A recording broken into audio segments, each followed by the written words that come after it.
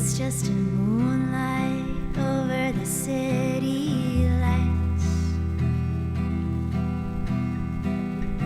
Another moonlight over the country skies. You say you'll jump on the train, go far, far away. Say so long, grab the rail, I'll never see you again. You say you'll travel the nights, watch the sun on the miles for me. Let go of the time, look at nothing behind for me. And I'll miss you more than you'd know. Not gonna leave you alone. It's just a moonlight cry.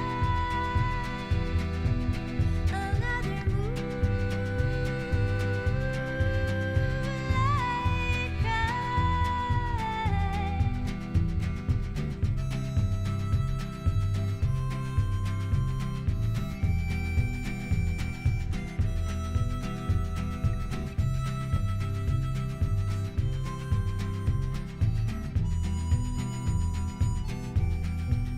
Well, I've also been on the road, never left no one alone. Every track, every train, always to come back again. Well, I've watched the sun on the miles, heard every train whistle cry. I know you watched every moon coming down, every man on the ground. Know you, and I'll miss you more than you know. Not gonna leave you alone. It's just a moonlight cry. Another moonlight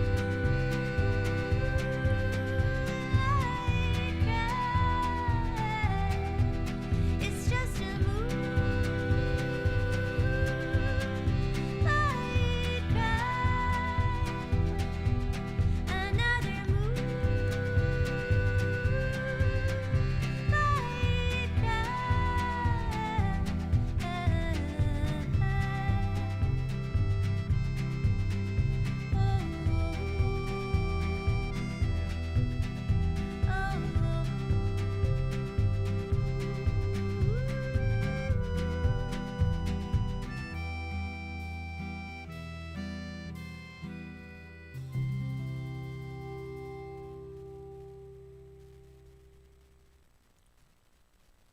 That was Eva and the Vagabonds, Tales, Train Travelers.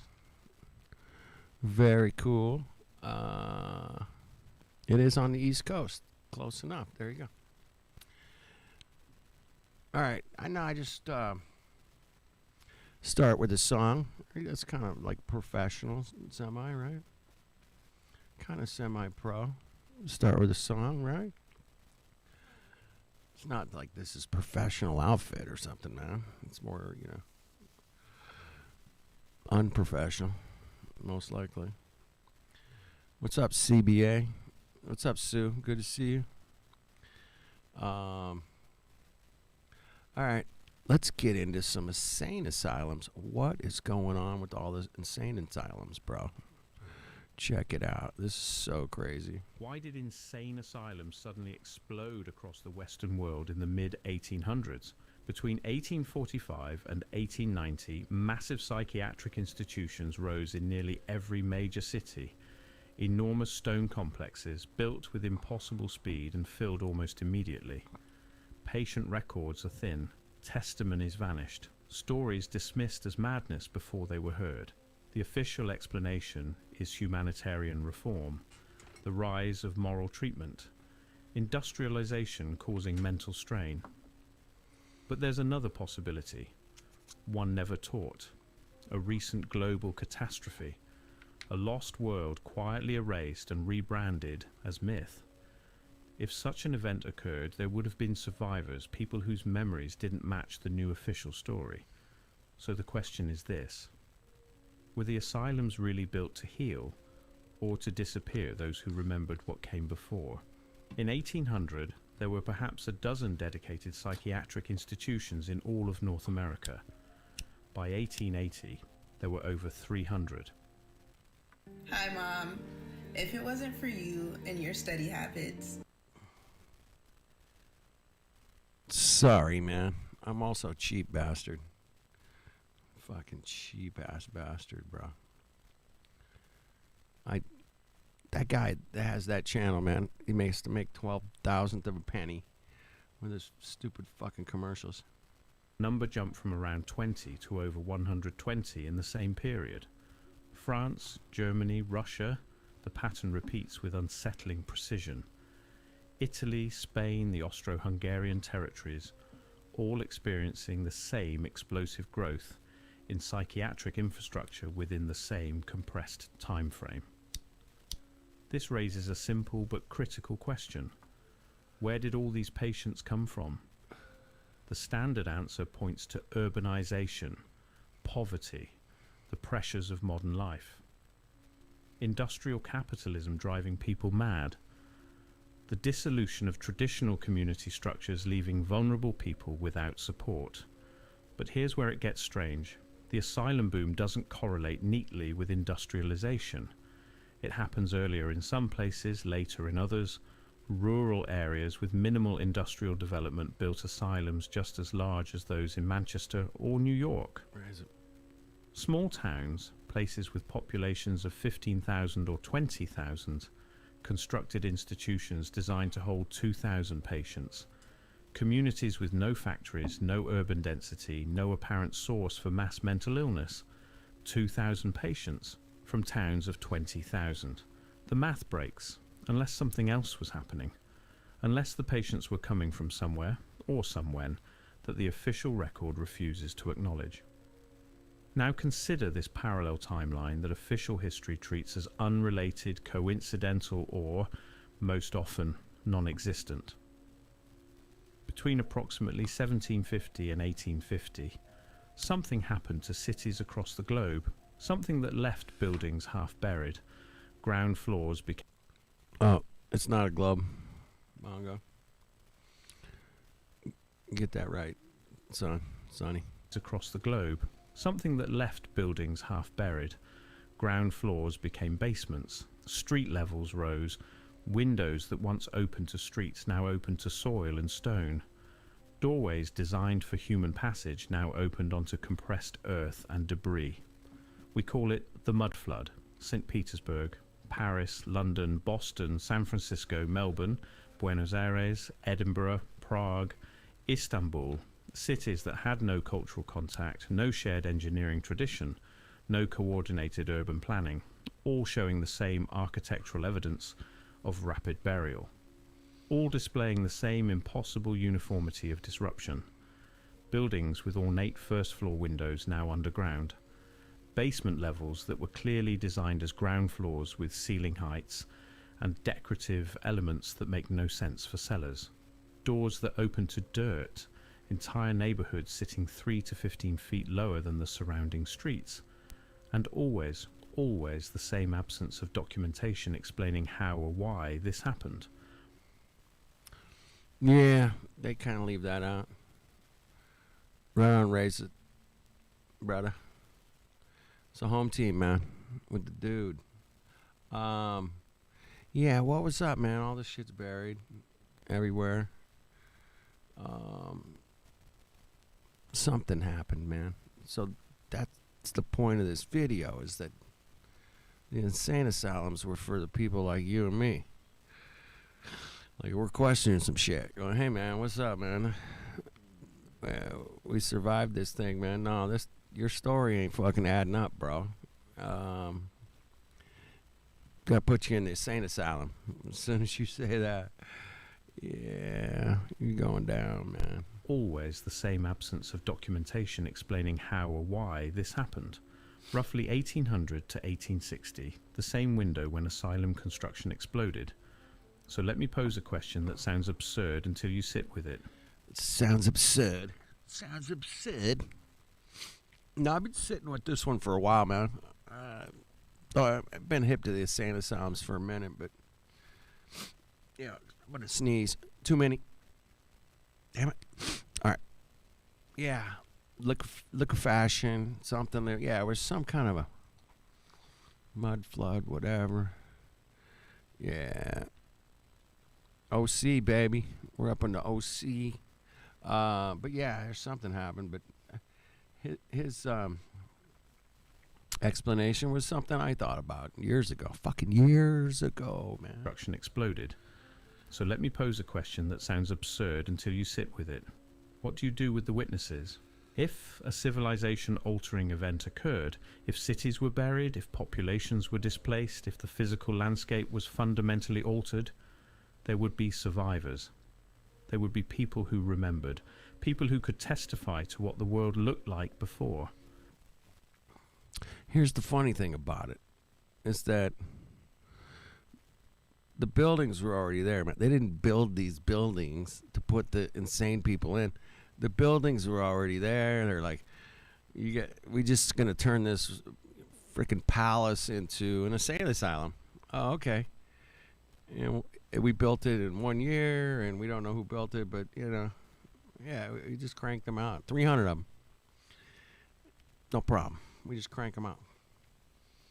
People who Little horse and buggy, fucking remembered when those basement windows were ground floor entrances. People who insisted the streets were lower, the buildings taller, the architecture different. On February 2nd, you 1909, piece of shit, Pittsburgh police Tartarian officers cock raided Mongo a predominantly black neighborhood and arrested asshole. People who would contradict the new official narrative. Not criminals, not revolutionaries, not dangerous in any conventional sense. Dangerous only in what they knew, in what they remembered, in their refusal to accept the revised timeline, in their insistence that the world had changed in ways that couldn't be explained by gradual urban development. How do you silence testimony without obvious suppression?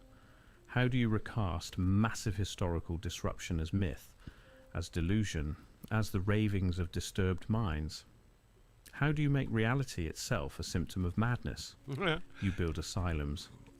And that's where the asylum boom becomes impossible to ignore. Dumbasses. Look at the Fucking flat earthers. We need to put all you away. You remember those days? Reza? Asu? CBA, you guys remember the fucking good old...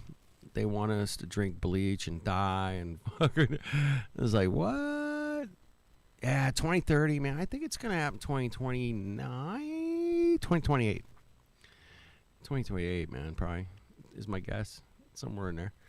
Yeah, it's going to be us shortly. I got a feeling. But yeah, I think you might be onto that. Yeah, that's kind of where we're headed a little bit. I'll back it up a second. But yeah, they like to do things every 99 years. So in 2028, it'll be 99 years since the Great Depression. Right? So I think they'll try to pull that cuck shit show. Anyway. Yeah, in 1999, I didn't think we would be in 2026 either, man.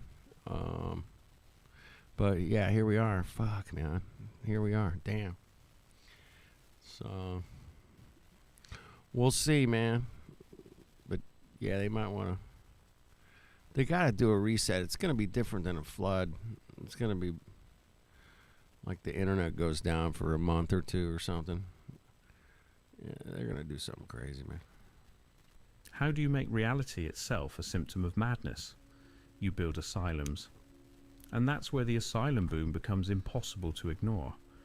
Look at the institutions themselves, not just their number, though that's striking enough, but their design, their capacity, their architecture, the sheer monumental quality of structures supposedly built for the indigent mentally ill. These weren't medical facilities in any modern sense. They were containment structures, massive stone fortresses built with the same architectural techniques, and often by the same unknown builders as the monumental structures from the previous era. The era we're told didn't exist. The era that supposedly ended before it began. Interesting way of putting it, huh? Pretty interesting. Structures from the previous era. The era we're told didn't exist. The era that supposedly ended before it began. Buildings constructed with precision stonework, with sophisticated ventilation systems, with architectural elements that mirror the old world style found in the half-buried buildings themselves. The Kirkbride Plan, introduced in 1854 by Thomas Story Kirkbride, became the template for asylum construction across North America. Enormous batwing structures, symmetrical, imposing, built of stone and brick, with a craftsmanship that seems inconsistent with the supposed capabilities of mid-19th century America. These weren't simple institutional buildings, they were architectural monuments. The freaking castles, man. I mean, they're huge. Some of them are like, 500,000 square feet or some crazy number. Like 10 stories, some of them. It's crazy. Often featuring the same ornate stonework, the same advanced construction techniques, the same impossible precision we see in structures officially attributed to an earlier or non-existent civilization. But here's the strangest part. Many of these buildings didn't just appear suddenly in the historical record.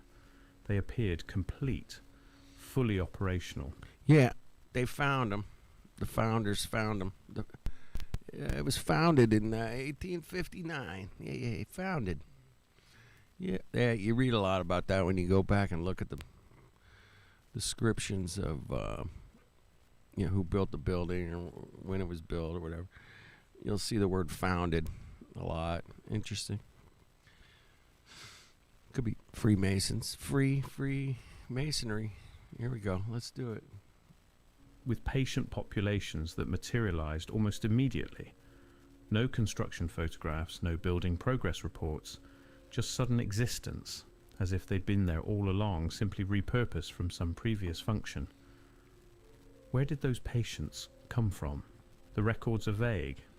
The wandering poor, the deranged, those of unsound mind, persons without settlement. But the descriptions are oddly uniform, not Nice. specific diagnoses, not detailed case histories, just removal, institutionalization, permanent separation from society. The language... Yeah, look at how incredible that architecture is, man. Oh my goodness. That would freak me out. Hey man, what I need you to do, bro, is go up here and do like a multi-tone paint and no, just to paint this fucking thing. They didn't paint it. It's just brick, so they just left it. But stone. Yeah, we're just gonna crank out this balcony carving here, man. Just crank that bad boy out, man. Right over here. Yeah, and then do it again up there and do it again. Oh yeah, we add a couple steeples, some giant chimneys, some weird brick thing going on over here. Oh fuck, we love arches, man. You got to do some arches, bro. Okay, well let me get my horses and stuff. Yeah, there you go, CBA. You got a site there in Georgia on 2,000 acres, 1842. It was open till the 60s. Yeah, they closed a lot of this stuff in the 60s, 50s. Tore it all down. They tore it all down. Is yours is still there, yeah? They turn it into something else down the road. But, man, look at that architecture. It's just mind-blowing, man. As John Levy would say, it's mind-blowing. But, yeah, look at that, man. That just drives me crazy, man.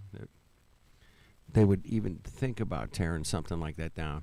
Just drives me nuts. Like, what are you doing? Institutionalization, permanent separation from society. The language carefully avoiding specifics, as if the true reasons for commitment couldn't be written down. This is where the pattern becomes harder to explain away. Asylum construction wasn't a regional phenomenon. It wasn't one nation responding to local conditions. It was global, and it was coordinated, not through explicit Did this Tartarian retard not get the flat Earth memo? Why is he using the word globe? Come on, man. I'm gonna have to leave him a message, bro. If he's this into, he's got like a bunch of videos on his channel. The link's in the description to the original video if you guys are interested. The guy's channel. It's called Tartaria Vault. Tartaria Vault is the name of it. Mongo. It's not a fucking globe, bro. I hate to tell you. But, you know, ain't no bendy water. All right, shout out to Poncho. construction wasn't a regional phenomenon. It wasn't one nation responding to local conditions. It was global, and it was coordinated, not through explicit international treaty. No single document mandates worldwide psychiatric institutionalization, but through a pattern so uniform it implies centralized planning. Why does he have to have a commercial every 2 fucking minutes? Really? Why? Why do you have to do that? Tartaria Vault, Mongo. It's probably all done with AI. You know what I mean? And then it's just a channel. He's probably got 100 channels that are all AI about all kinds of shit. I don't know, man. He's milking the ads, exactly. He's gonna make what? 1,000th of a penny? Yeah, global, right? He's gonna make 1,000th of a penny on one ad or whatever. Come on. He's got like 48,000 followers, whatever. There's no smoking gun document saying build asylums everywhere simultaneously, but the timing, the architecture, the stated purposes, the legal frameworks enabling involuntary commitment, all emerging in the same narrow historical window across continents, across cultures. It is super interesting that all these insane asylums, all on Earth, across the Earth, he could use that term, across Earth, and it works, you know. They're all at the same time. They're going to build all these insane asylums.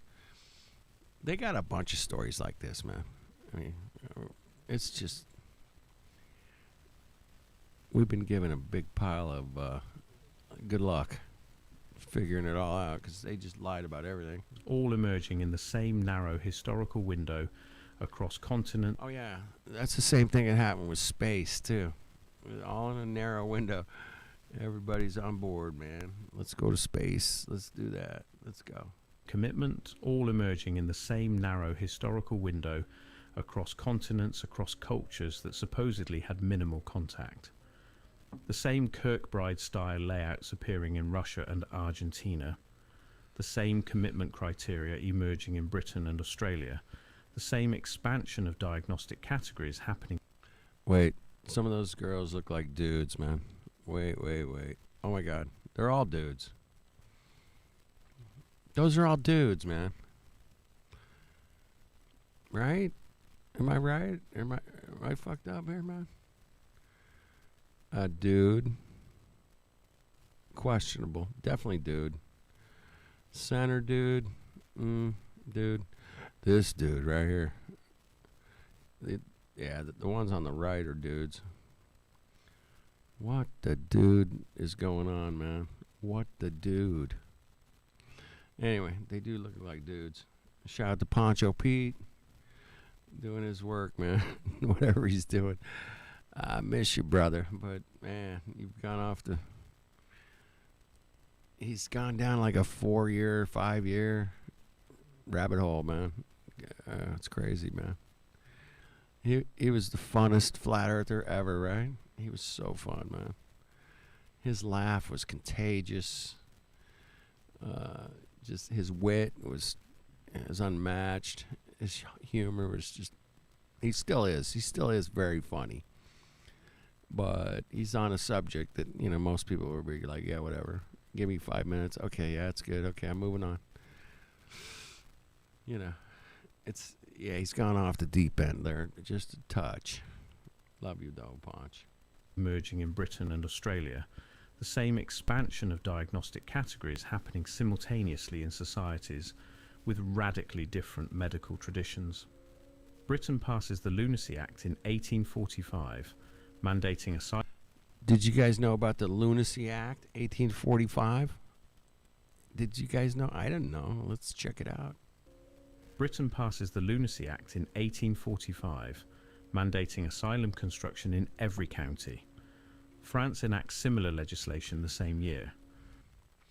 Okay. The United States sees state after state pass commitment laws throughout the 1840s and 1850s. Russia, Germany, the Austro-Hungarian Empire. Yeah, the Lunacy Act. Dude, I think we need one now. What do you think, Sue? I think we need a Lunacy Act. We got to get one, man. Damn. Lunacy Act. 1950s. Russia, Germany, the Austro-Hungarian Empire, all implementing psychiatric institutionalization on an unprecedented scale. Unprecedented scale. Exactly. Japan begins constructing Western... yeah, they're going to send us all to the moon. You insane people, we're going to send you to the moon. Okay? Yeah. On an unprecedented scale. Where did they all go? They went to the moon. We sent them to the moon. Okay. Thanks. Japan begins constructing Western-style asylums in the 1870s, despite having no prior tradition of institutional psychiatry. The Ottoman Empire follows suit. Even colonial territories in Africa and Asia see asylum construction, often before basic hospitals or schools, all at once, all without acknowledging coordination.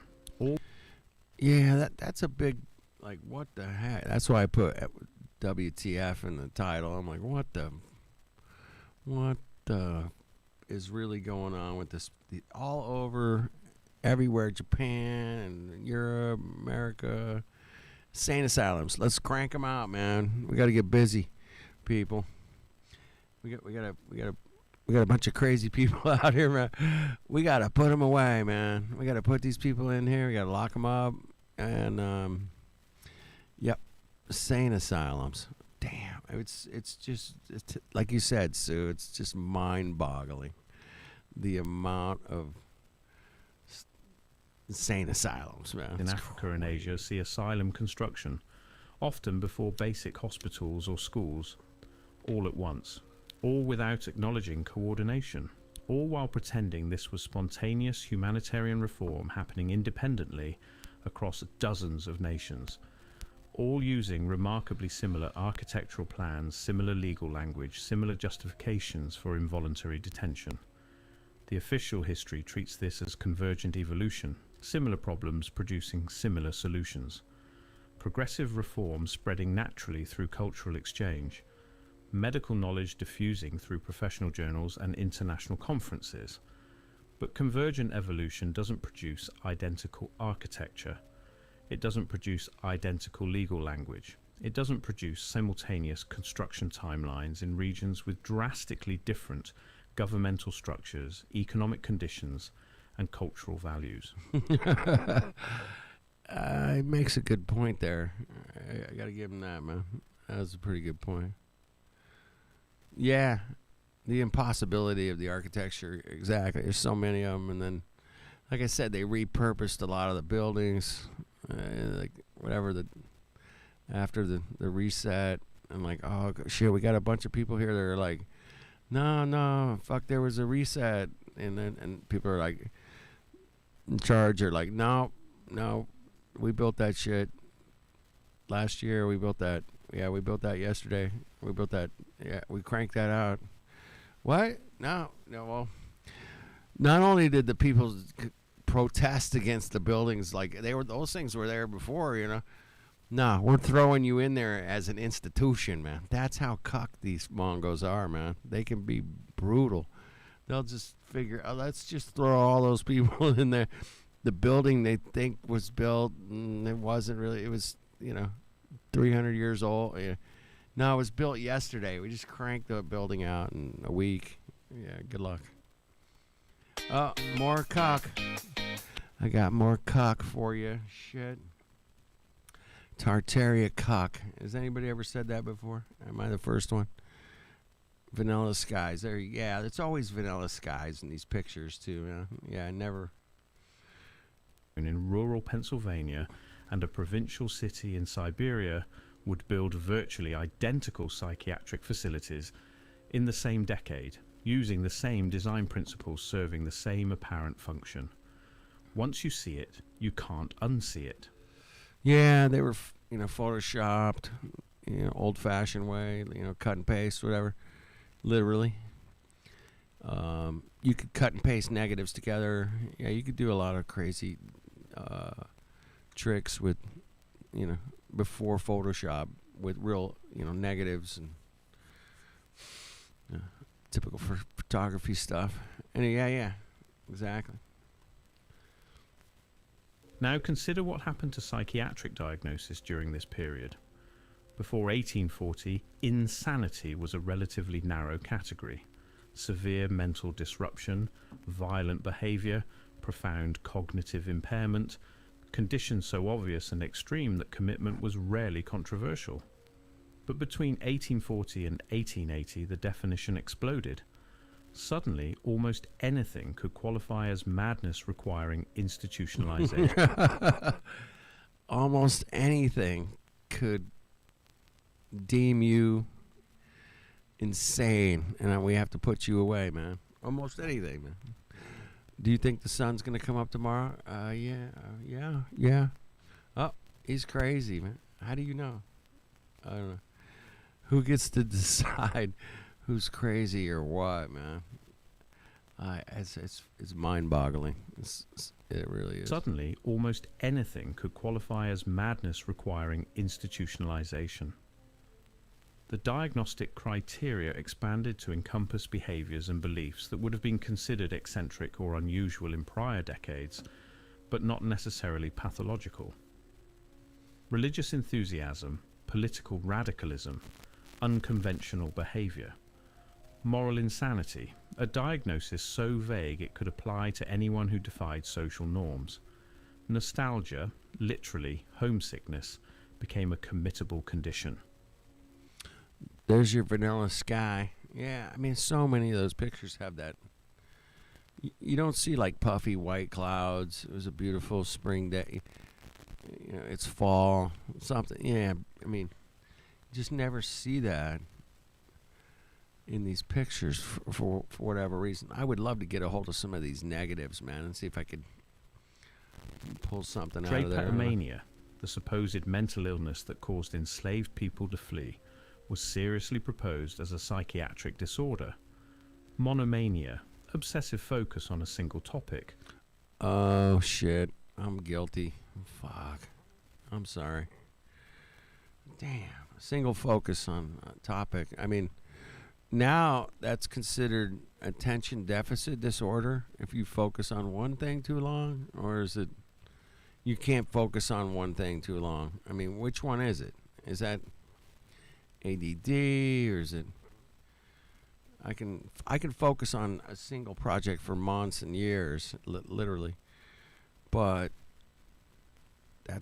you're gonna throw me in. Wait, that's how we learn shit. You're gonna throw me in a lunacy bin for like focusing on one thing for like really long time? Oh shit, that's how you get really good at something, right? Yeah, but multitasking is bad now. Wait, you got to explain that a little more, because I mean, people are multitasking all the time, man. I'm listening to my shit, I'm working, I'm trying to like listen to a podcast or live stream or something. I'm working, man. I'm still fucking dealing with shit in front of me that's could, cut my fingers off. Saw blades, kind of things, machinery. Yeah. They had 15-second attention span. Yeah, that's kind of that's the whole. I call it the TikTok brain, right? Is that what I call it? The TikTok brain. Yeah, I mean, you can only focus on one thing at a time. But now, back then, they were throwing people in because they focused on one thing for a long time. Like, what the? You can't have it both ways, Mongos. Come on. You just can't. Became a committable condition. Draper literally conventional behavior. Moral insanity, a diagnosis so vague it could apply to anyone who defied social norms. Nostalgia, literally homesickness, became a committable condition. Drapetomania, the supposed mental illness that caused enslaved people to flee, was seriously proposed as a psychiatric disorder. Monomania, obsessive focus on a single topic. That's me, man. I'm a Mongo mania. Did he say Mongo mania? Oh, fuck. I think he said Mongo mania, bro. Let me rewind it, man. I could be wrong. Psychiatric disorder. Monomania. Oh, it's mono. Mono, like not stereo. Monomania. Did you guys ever heard that term before? Monomania? Are you guys a monomania? Are you guys monomania mongos? Monomania mongos. That might be my new... Was seriously proposed as a psychiatric disorder. Monomania, obsessive focus on a single topic, could justify... I'm so guilty, man. Yeah, I'm freaking so guilty. I'm busted. Yeah, it's a parasite. Steal your time, your money. Yeah, dude. By institutionalization. Particularly, it seems, when that single topic was historical inconsistency or architectural anomaly. Reading the case files that survive is disturbing, not because of the patient's conditions, but because of how thin the justifications often were. A woman who claimed her city used to look different, a man insisting he remembered buildings that didn't exist. I remember buildings that didn't exist. I remember... I don't know. Yeah.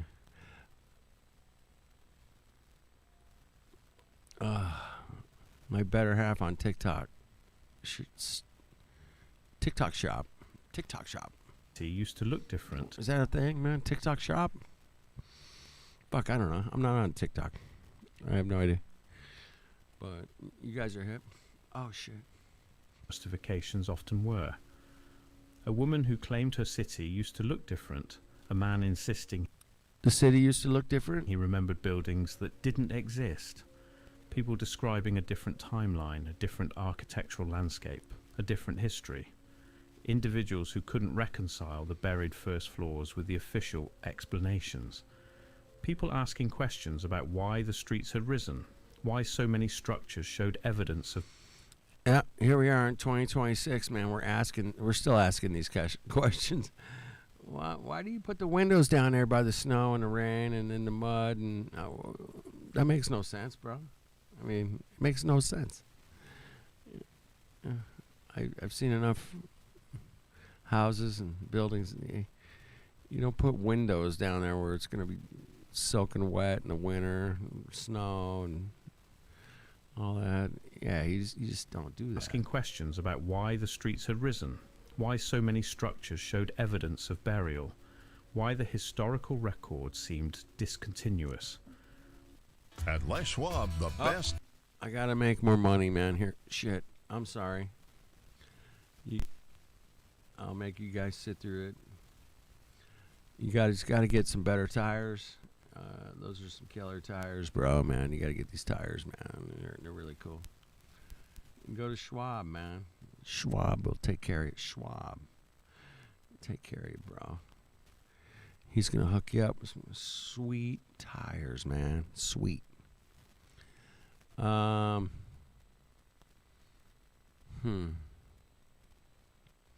Don't know what you mean, CBA. Unless you want to travel around town unseen. That's kind of how I roll. It's kind of the bottom floors were buried.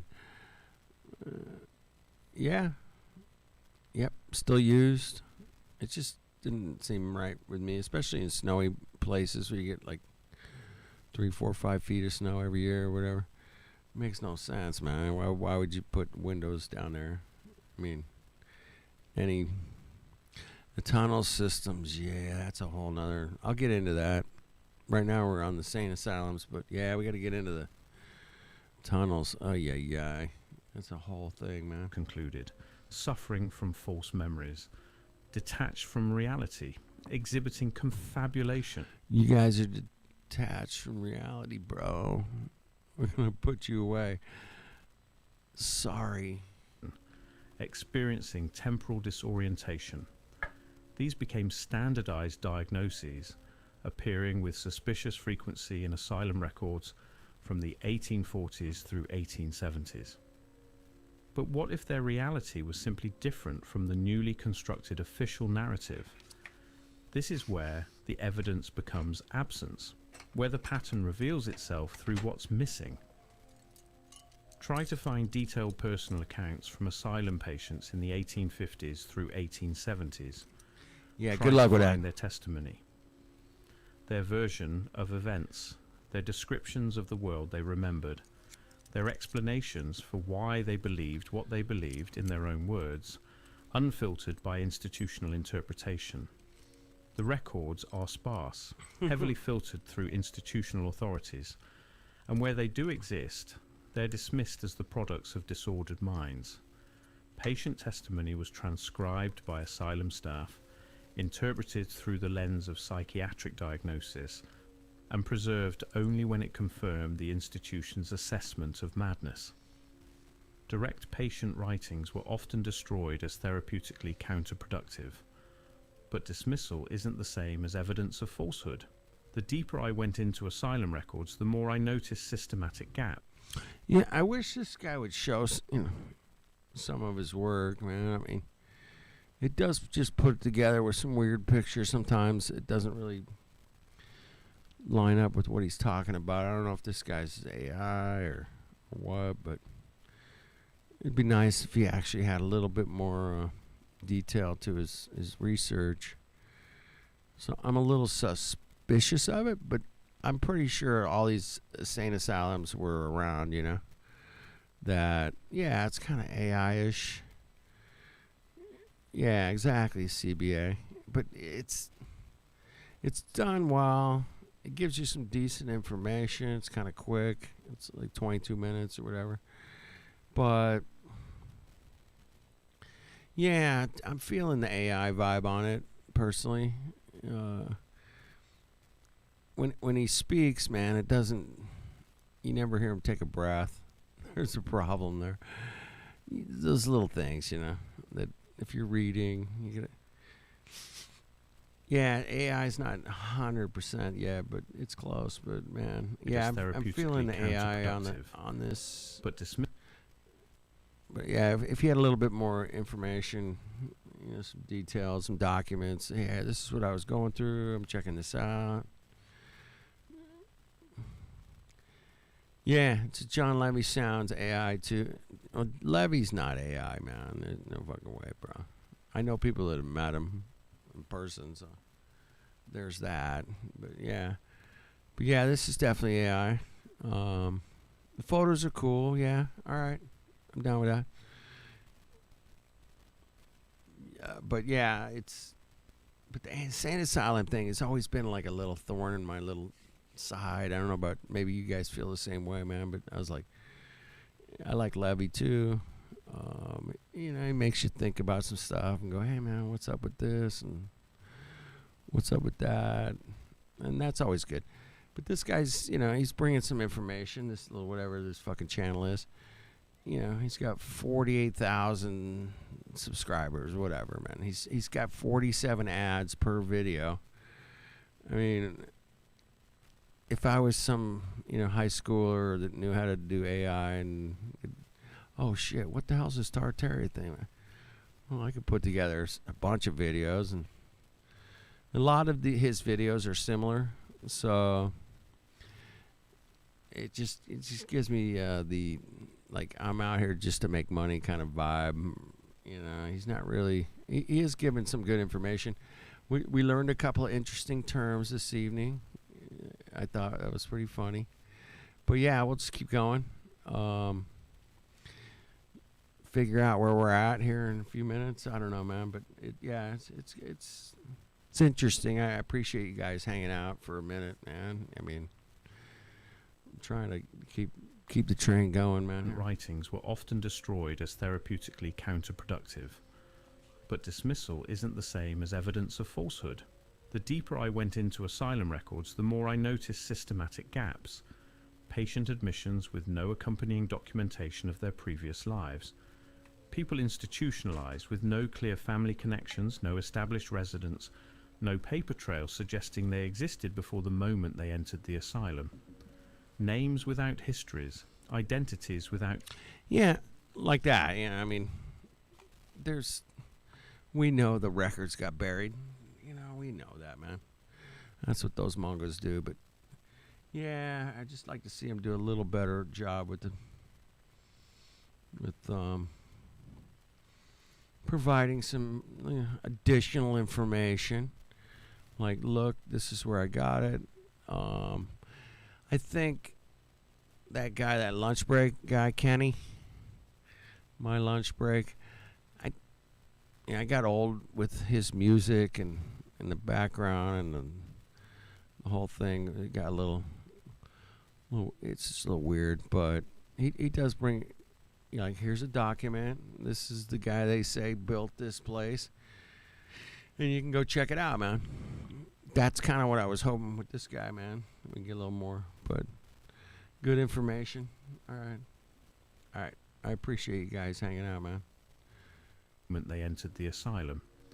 Names without histories, identities without context, just dates of admission and vague descriptions of symptomology, as if they appeared from nowhere, or as if their previous existence had been erased, as if records had been deliberately purged, as if these were people who needed to disappear from the historical record entirely, leaving no trace of who they were or what they knew. What haunts me most isn't what the records say. It's what they don't say. There's no discussion of the contradiction, no acknowledgement that something strange is happening.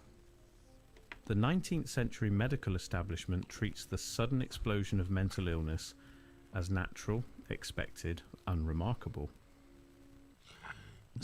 Oh, another fucking commercial. Did he just say the medical establishment said, yeah, man, this is totally good. We're good.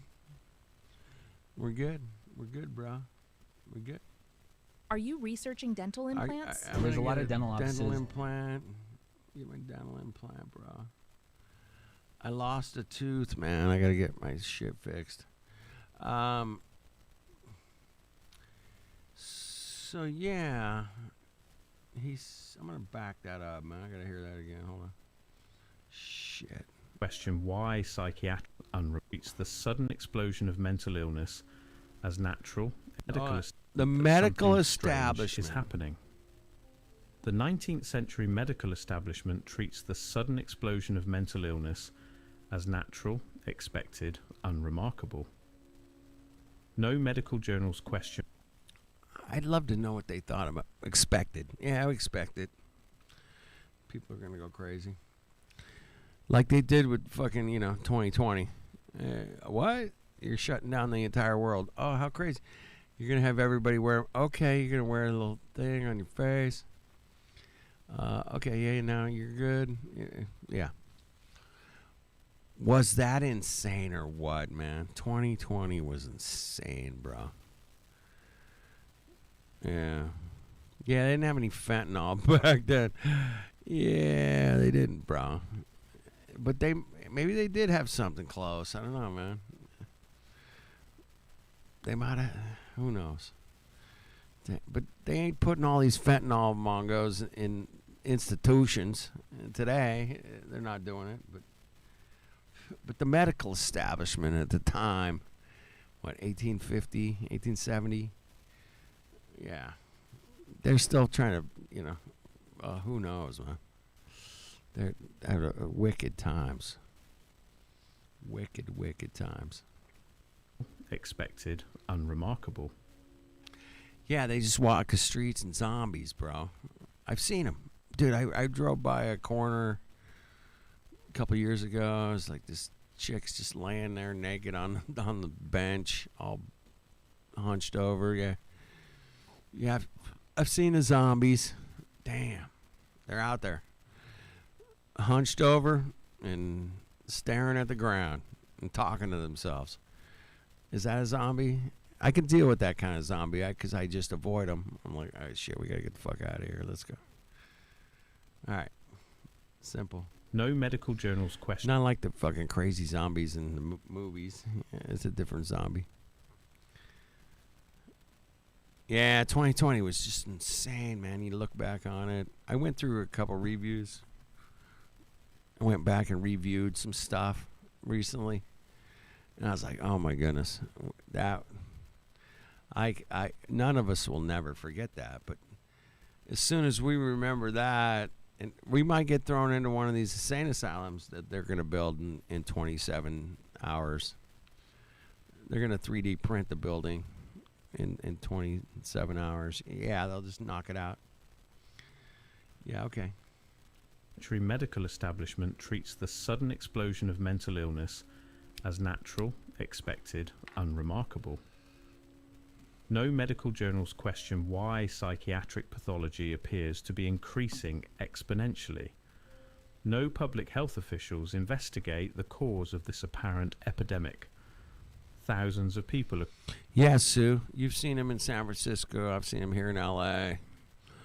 Yeah, it's just weird, man. How this drug, which I don't even know what's in it or how it's made, but I've asked a few people, and I ain't got a real clear answer, but, you know, it's a heavy opiate, obviously, but synthetic, you know. But, yeah, they don't talk about what makes it and how they make it. I learned all about, you know, cocaine back in the 90s, you know, how it was made and what the processes are. But, yeah, the fentanyl is just like, it just shows up, man. And then all of a sudden people are zombies. What the fuck? I knew some heroin addicts. I knew drug addicts. I knew alcoholics. I mean, there's all kinds of people. We've all run into these people over the years. But yeah, it's weird how they just bend over and stare at the ground, man. I mean, I knew some heroin addicts that they didn't do that, bro. And they were seriously, you know, addicts. Like, if they didn't get their fix, man, all shit was going down. It's crazy. But yeah, the fentanyl, man, there's something about it, man. People are dying from it, you know. I knew some friends of my wife's, knew some kids that got a hold of some, and they're dead. And yeah, I was like, shit. It's kind of, yeah, they bend over.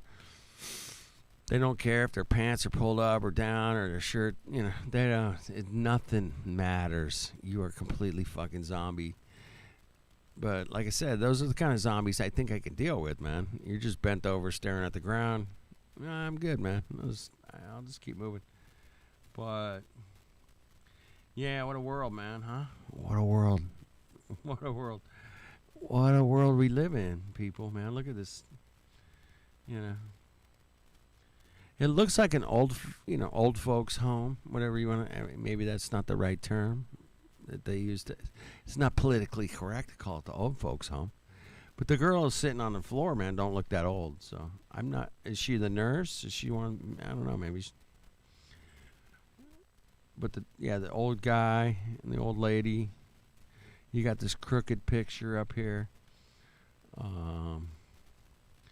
You got the maid, obviously, wearing the maid outfit. Yeah, interesting. appears to be increasing exponentially. No public health officials investigate the cause of this apparent epidemic. Nobody said, hey, man, everybody's gone crazy because we changed the definition of crazy. Therefore, everyone's crazy. Okay, that sounds good. Why is that? I don't know. Because we said so? Oh, okay. That sounds good. Public health officials investigate the cause of this apparent epidemic. thousands of people across Europe and North America suddenly going mad, requiring permanent institutionalization, displaying symptoms that often centered on false memories, temporal confusion, and insistence that the physical world had changed, all within the same narrow time frame, all exhibiting remarkably similar delusions about architectural anomalies and historical discontinuity.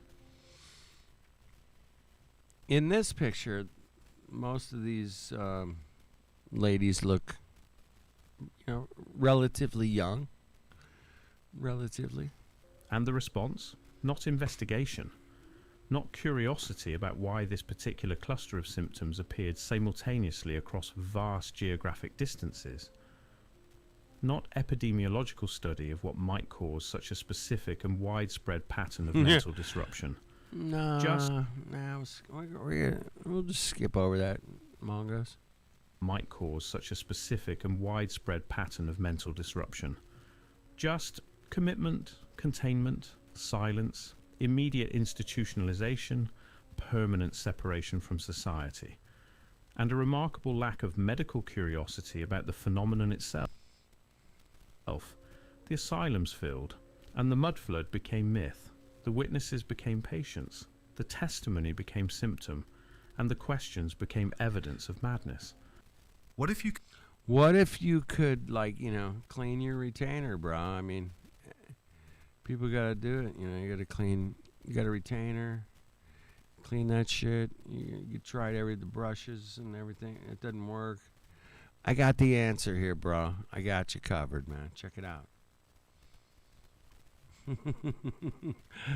I'm sorry, man. I don't have the right hookups to delete the commercials. I don't know. I need help. Many 19th century asylums show the same half-buried characteristics as other structures from the period. First floors below ground level, windows opening to soil. The same evidence of rapid burial we see in civic buildings, churches, train stations. This picture almost looks AI to me. I don't know. What the hell's going on here, man? The Danvers State Hospital in... Those fuckers have had AI for 30 fucking years. I guarantee it. I know they have. They're just giving us to it now.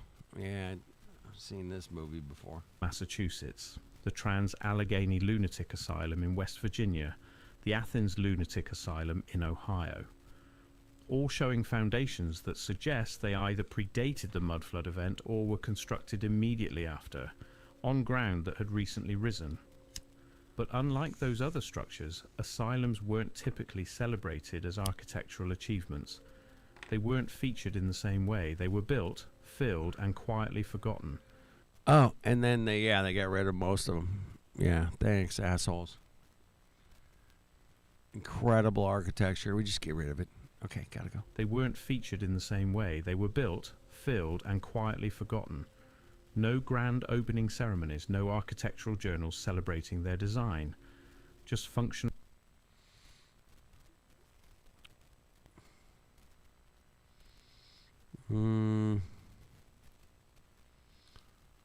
Could be three dudes. Not sure.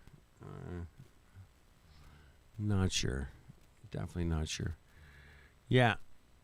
That's the thing. Vintage images are so easy to fake. Yeah, with AI. Yeah, it's super easy to do that shit now, right? Fuck. It's crazy. Opening ceremonies, no architectural journals celebrating their design. Just functional construction notes and rapid patient admission, until they were abandoned. And when they were abandoned, throughout the 20th century as psychiatric care shifted to other models, what happened to the records? What happened to the patient testimonies, the admission documents, the case? Well, yeah, I mean, let's say you're running one of these institutions, you're going to have, some different people helping, therapists, whatever. Somebody's going to be talking to somebody, making some notes like, hey, man, Billy Joe, man, thinks she lived, on a spaceship or whatever, some crazy. Somebody would have wrote something down, but yeah, there's there's probably more evidence out there, but this guy ain't giving it, man. Happened to the records? What happened to What the happened? patient testimonies, the admission documents, the case files, the detailed daily logs that should have documented decades of institutional operation? Destroyed, lost, inaccessible. Yeah, that could be AI, right? Mr. C? Yeah, it could be, man. I don't know, man. It's hard to tell. You know, unless... Maybe give me the negative? Who's got the negative to this bitch, man? I want to check it. Let me double check the negative. Is that the only way I could totally know that something's a real picture from a camera with negative film? Yeah, digital, yeah, it's not going to cut it anymore, man. Fire damage, water damage, deliberately disposed of as outdated medical records, or simply missing, with no explanation for their absence. The destruction often occurred. Yeah, he's a bit vague there a little bit, you know, but where are the records? Somebody's got them, man. Let me know. Missing, with no explanation for their absence. I want all the Insane Asylum records, all of them. Yeah. I'm going to need a warehouse, right? No? I need, what? One file box? The destruction often occurred immediately before the buildings were repurposed or demolished, as if someone didn't want those records surviving into an era when independent researchers might access them. The silence was deafening. I can't prove what happened. I can only show you what doesn't make sense. The synchronicity. See, if I was AI, man, I'd pull this picture into what he's saying. And, you know, it's probably a real picture of, you know, who knows what, man. Some people sitting around, they're bored. Somebody took a picture. And, you know, it's sunny out. It's a nice day. A lot of lighting. Photographers love a lot of lighting, by the way. Yeah, and yeah, let's go. Let's take a picture. It's weird how they hung those pictures with the big, long, giant, you know, rope, wire, whatever they're using. That's kind of weird, man. I think AI would do that. I've never seen that in any other pictures, man, where they hang the pictures from like way the fuck high, and then that makes no sense, bro. It doesn't. Why would you put the picture on a big giant string, rope, whatever, and hang it way down like that? That doesn't make sense to me, man. So yeah, I'm leaning AI a little bit. Definitely leaning, right? Yeah, it's definitely AI. Why would they fucking hang up? I've never seen a picture of that. It's just so weird, man. Where they're hanging the picture down like that. That's just, it's beyond me, man. That, they did that. Okay, Manny. You got a 1919 schoolhouse that did that? Okay. Cool, man. All right. I'm not saying they couldn't do it. Obviously, they can do it, but it's just kind of weird. Because we all know how we hang stuff now. We all hang it, you know, behind the picture. That's what we do. Yeah. But the one over the door with the pyramid thing, yeah, that one doesn't have a string. Not that one. Nope. We hung that one right. Okay. The scale, the vagueness of patient origins, the expansion of diagnostic criteria to include memory discrepancies and historical confusion. The architectural evidence suggesting the asylums themselves emerged from, or were buried by, the same event they may have been built to suppress. The systematic destruction of records, the global coordination, the impossible speed of construction, the immediate filling of institutions before any local population could have generated sufficient need. Why did the asylum boom happen precisely when the mudflood timeline suggests? Lab coat. lab coats coming down the hallway, man. Lab coats. Catastrophic disruption. Some big ass windows. You got that right, Sue. Men over 60 Oh should not shit! be Hold on, running, I got a commercial lifting. here. Hold on. If you're over 60, man, and you're a Mongo, then like me, then you need to do this, bro. You got to do this. You got to do this thing, man. Do this thing, Mongo. Different historical reality. You got to. Why were this. these institutions built with such urgent? All right, hold on. I got to back it up. Okay. Different historical reality. Why were these institutions built with such urgency, such uniformity, Some AI shit, right? such capacity, as if they were needed all at once, everywhere? As if someone knew in advance that large numbers of people would need to be Hey, somebody knew in advance that 2020 was going to be a complete shutdown of the entire world, and a bunch of people made out. Oh my God, how crazy! How crazy! I know. The commercial was AI for sure. Yeah. I know. I get you, bro. I got you. But yeah. institutionalized simultaneously across the globe. Oh, it's not a globe, Mongo. Dude, I gotta. That proves it's AI, because this guy's doing AI shit, man, across the globe. Gotta throw the globe in everywhere you can, man. Would need to be institutionalized simultaneously across the globe. Why do the patient records from Fuck, that pisses me off. Across Earth, Mongo. this era remain so difficult to access, so fragmentary, so carefully filtered through institutional authority? Why were so many destroyed, and why does that destruction follow such a consistent pattern? Why has this pattern, this correlation between geological disruption and psychiatric institutionalization, been so thoroughly ignored by mainstream historical inquiry? Why does mentioning this correlation... Dude, I never even saw that on, even back in the 70s, man. They wouldn't bring this shit up. Even on the mainstream television shows like Unsolved Mysteries, and they wouldn't even touch it. They never even touch this stuff, man. Why there's so many insane asylums around the globe? They probably would have used the word globe, yeah, for sure. by mainstream historical inquiry? Why does mentioning this correlation immediately invite dismissal, not on evidential grounds, but on the basis that the question itself is inherently unreasonable?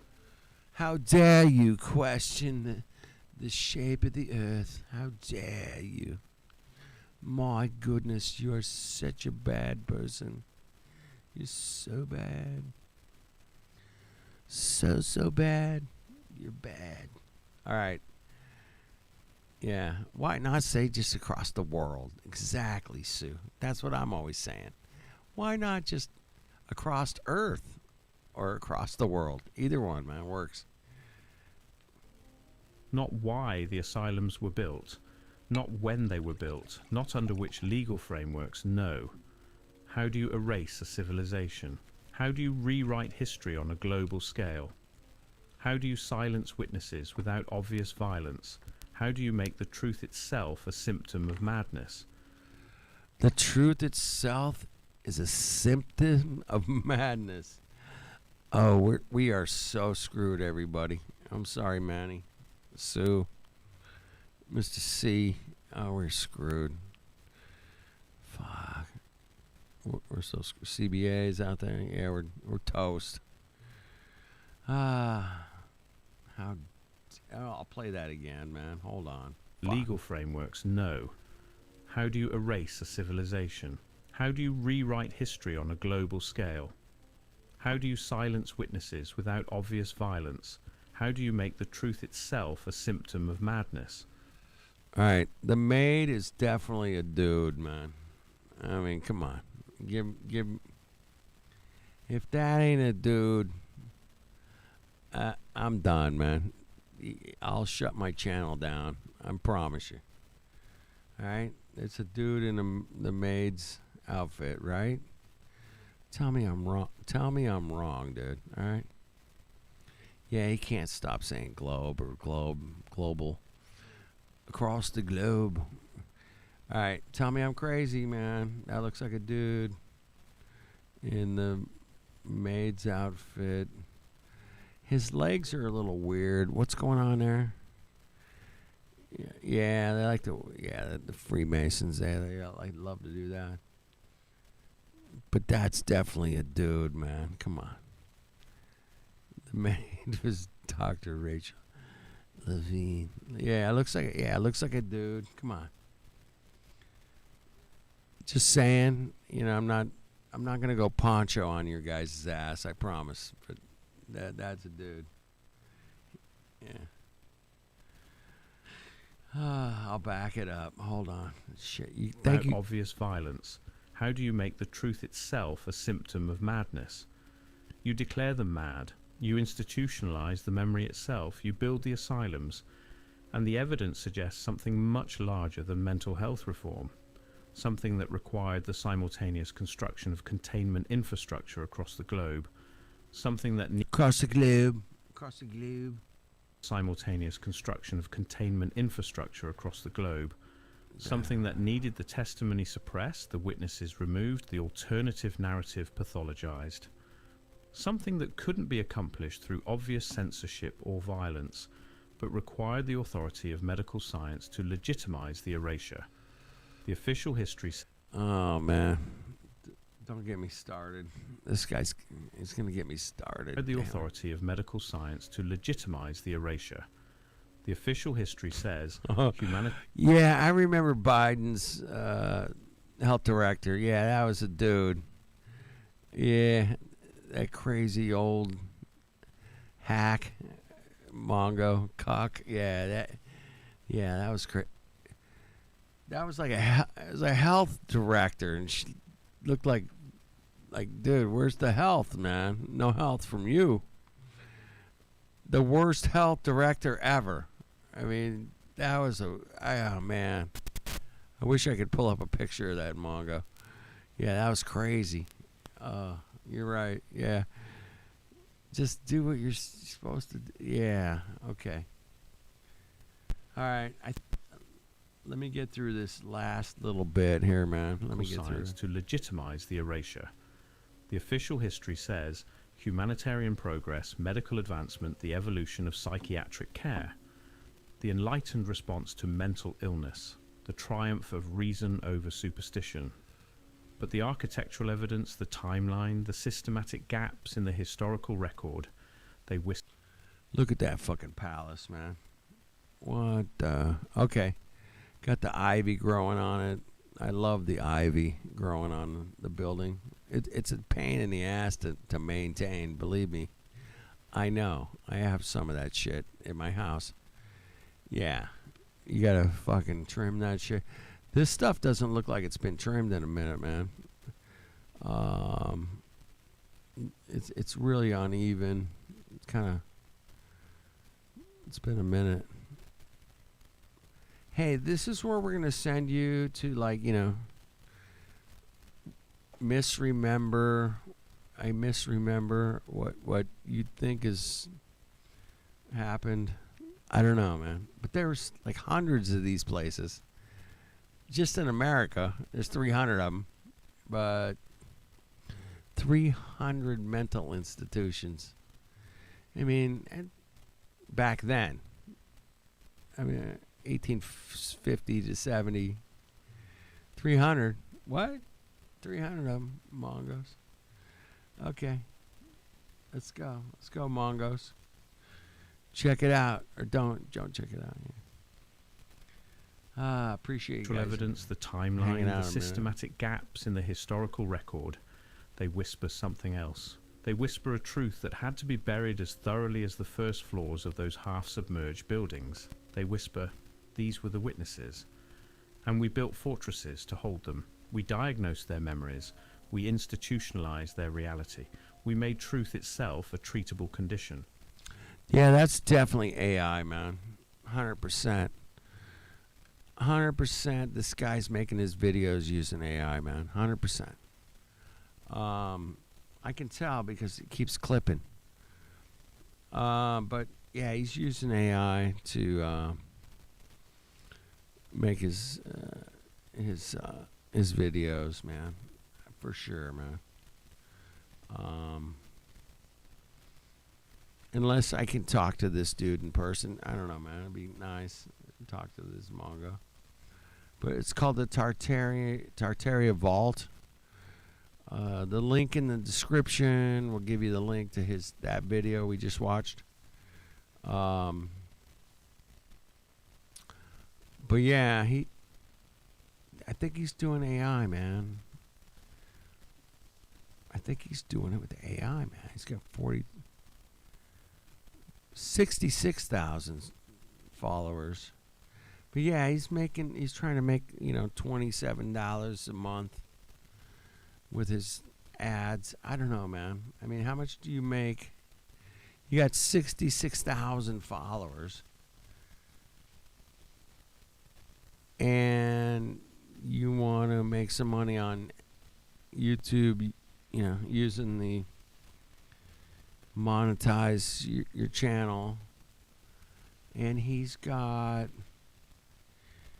some videos got 42,000 views. This one has 158,000 views. Okay. But I've talked to people, in Discord that have millions of views, and they ain't made fuck all, man. They ain't made hardly any money.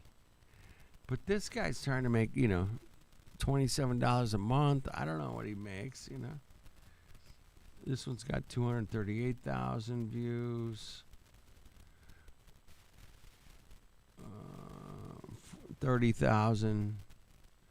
150,000. Yeah.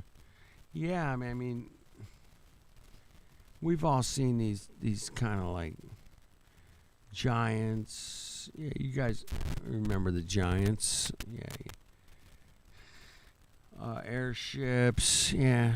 Levy's talked about all this shit, man. Hidden train stations found. Don't know about that. Impossible speed and scale. Construction. All right, I appreciate you guys hanging out, even though my audio is totally shit. But mud floods. Every one of his, almost every one of his, yeah, okay. Yeah, I think it's AI, man. I think he's... Yeah. I think this guy does his videos with AI, man. But he's got to sell, like 400 commercials per, episode. So that's what I think. It was just some kid maybe that, I don't know, some 30-year-old, man. It's a 20, 30-year-old. Yeah, Levy's one of the originals. He's OG for sure. Makes you look at this stuff and go, wait, what the hell's going on here, man? Yeah, he's one of the best for sure. But yeah, he's not full of shit. Yeah, he's just trying to like, hey man, look, what do I got? He's no different than I am. He's just like, hey. He's just got better tools and video, and that's what he wanted to do, Guy spent 20 years building a house. It's not very big, dude. Yeah, it's kind of dinky little house, but he wanted to check it out, man. He did check it out. He checked out.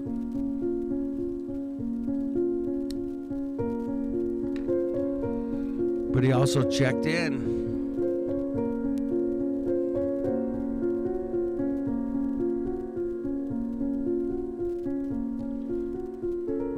Yep. Shout out to Chief and the cats. I started noticing the photographs by accident. Old images from the 1890s, construction sites across America, Europe, Asia, buildings rising from nothing. Not small buildings, massive ones.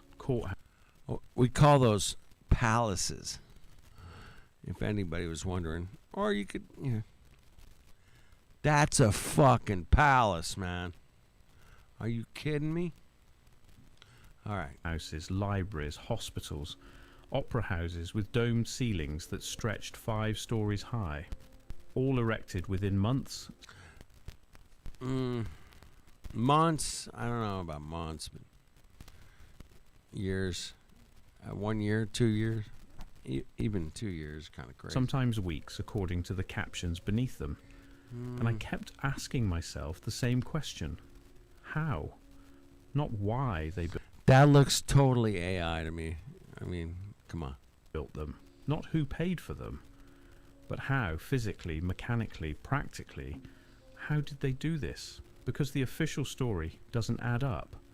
We're told these structures were built with horse-drawn carts, hand tools, steam-powered cranes that could barely lift their own weight.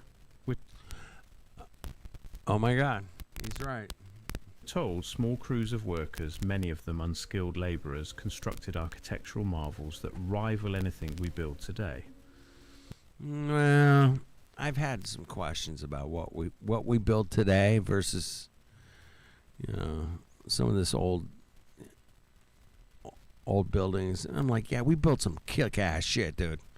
There's a stadium. There's a football stadium, a sports stadium in my city that's just unbelievable, man. You can't believe this thing, man. It's fucking absolutely amazing, dude. It's got video screens everywhere. It's crazy amazing. I mean, we built some kick-ass shit today. So yeah, I'm a little bit on the fence with what we build and what they build. Yeah, we built some kick-ass shit too, bro. And there's no doubt about it. It might take 4 or 5 years, but yeah, we built some crazy freeways, overpasses. We built some kick-ass, architecture, structural engineering. Yeah, we definitely built some kick-ass shit too, bro. And it wasn't just in the past, but they did it with horse and buggy, and we do it with cranes and cement trucks and all kinds of cool stuff. Yeah, we got some stuff, man. Nothing new under the sun, exactly. Yeah. Nothing new. We built. We're cool told shit too. this was normal. But when you look at the evidence, really look, the timeline collapses. The technology doesn't match. The speed defies explanation. And the scale becomes impossible. Take the Chicago World's Fair of 1893. Oh shit! Talk about John Levy. World's Fairs. What's up, New Perspective? Yeah, man.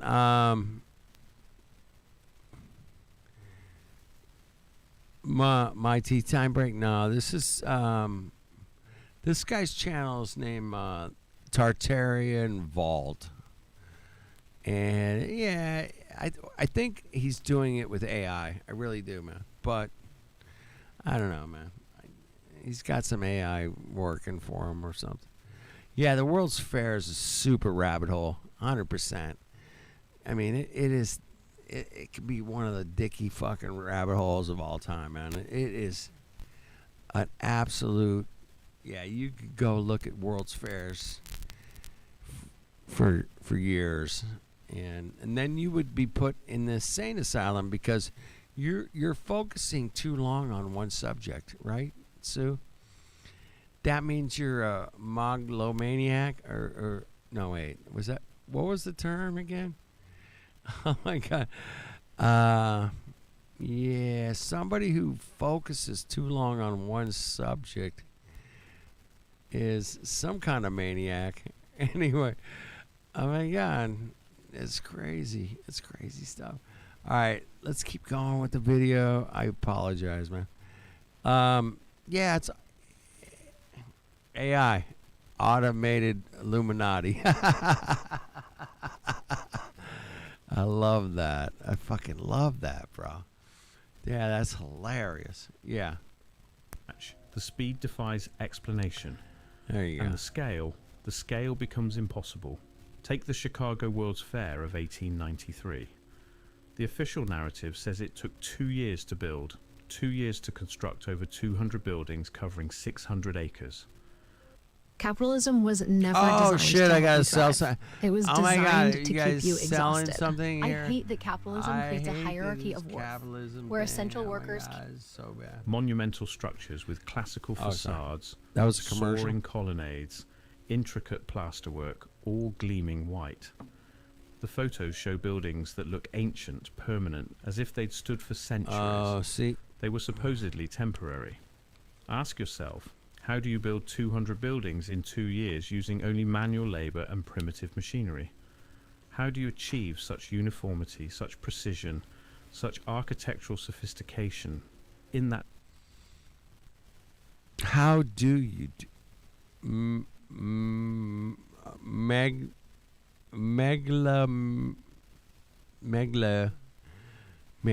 Megalomaniac. Yeah, it's somebody who focuses too long on one subject. Don't be a. I'm calling it a maniac. Mongol. Fuck, I screwed it up. Mongol. Yeah, you get where I'm going. Anyway, yeah, scaffolding on the building, construction. That time frame. How do you coordinate thousands of workers without modern communication systems? How do you transport materials without trucks, without railways connecting every site, without the industrial capacity we take for granted today? Hey, Dave, you missed the insane asylum part we were talking about earlier. Is that they threw people in the insane asylums because they focused too long on one subject.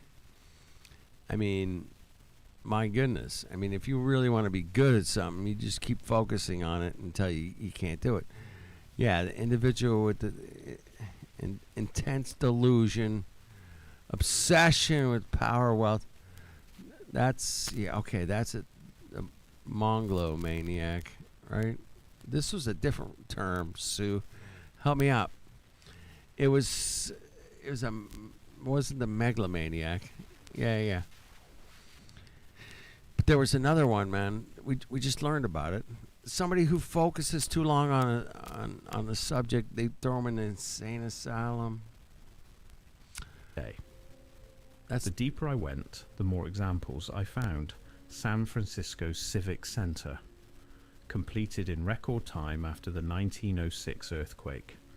Massive neoclassical structures rising from rubble. Paris rebuilt entire arrondissements in the mid-1800s. There we go. That's it, Sue. Thank you. I love you. I love you, girl.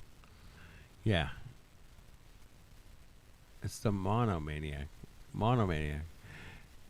Yeah, there we go. I call it the Mongomaniac.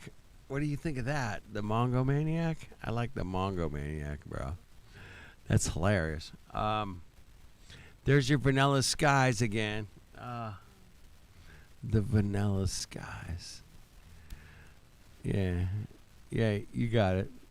It's the Monomaniac. Somebody who is mono, not stereo. They're focused on one thing for too long, and they put those people in the insane asylums, Dave. That's what they did with them, bro. A monomaniac. Yeah, I'm a Mongomaniac. Yeah, for sure. Because, I'm going to just focus on the Mongos as much as I can. But that makes me a monomaniac because I'm going to totally focus on one thing for, years and years and years. Oh, my God. I mean, it's called perfecting your craft. If you're a guitar builder, you get focused for 10, 12 years. You just get busy with it, man. That's all you got to do. Yeah, but if you're looking at things for too long in one, yeah, you're mono. You're a mono for Mongos. Exactly. I love you guys. You guys are making me laugh. I love it. Paris rebuilt entire arrondissements in the mid-1800s with identical Haussmann-style buildings, thousands of them, all constructed within a decade. St. Petersburg, Russia, entire palatial complexes, Berlin's Museum Island, Vienna's Ringstrasse, all built with shocking speed, all exhibiting the same architectural language, the same mathematical precision, the same impossible scale. And here's the strangest part. They all look the same. Not similar.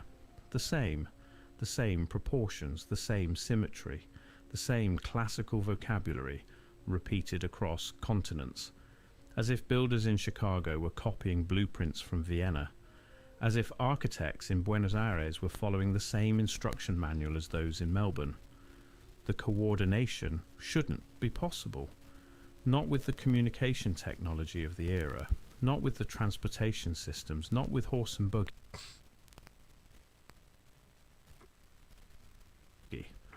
Once you see it, you can't unsee it. If you're starting to question what you've been taught about architectural history, you're not alone. This investigation goes deeper than anyone expected.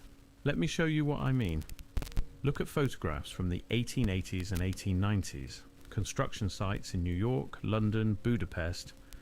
You see the same thing. Wooden scaffolding, horse-drawn carts, men in bowler hats standing beside foundations. That looks like AI to me. But that descend 30, 40, 50 feet into the earth. Foundations requiring excavation of thousands of tons of soil. Foundations demanding precision engineering to prevent collapse. that picture looks too good. It looks too good, man. It's too good. Yeah, that's a 4K AI. How? I think. How do you I think it excavate is. that much earth with shovels and wheelbarrows? How do you shore up walls that deep without modern support systems? How do you ensure stability without ground-penetrating radar, without soil analysis, without the geological surveys we Oh shit! Don't get me started. Fuck. consider essential today? I have a 134. Oh shit! He's got a 134 IQ. This guy's amazing. He's so smart. He's like super smart, and he does this like amazing and he has people that he knows, and I'm so smart. I'm so smart. That guy's really smart, and They But- tell us it was skilled labour. They tell us craftsmanship. They tell us people worked harder back then, that progress was slower but steady.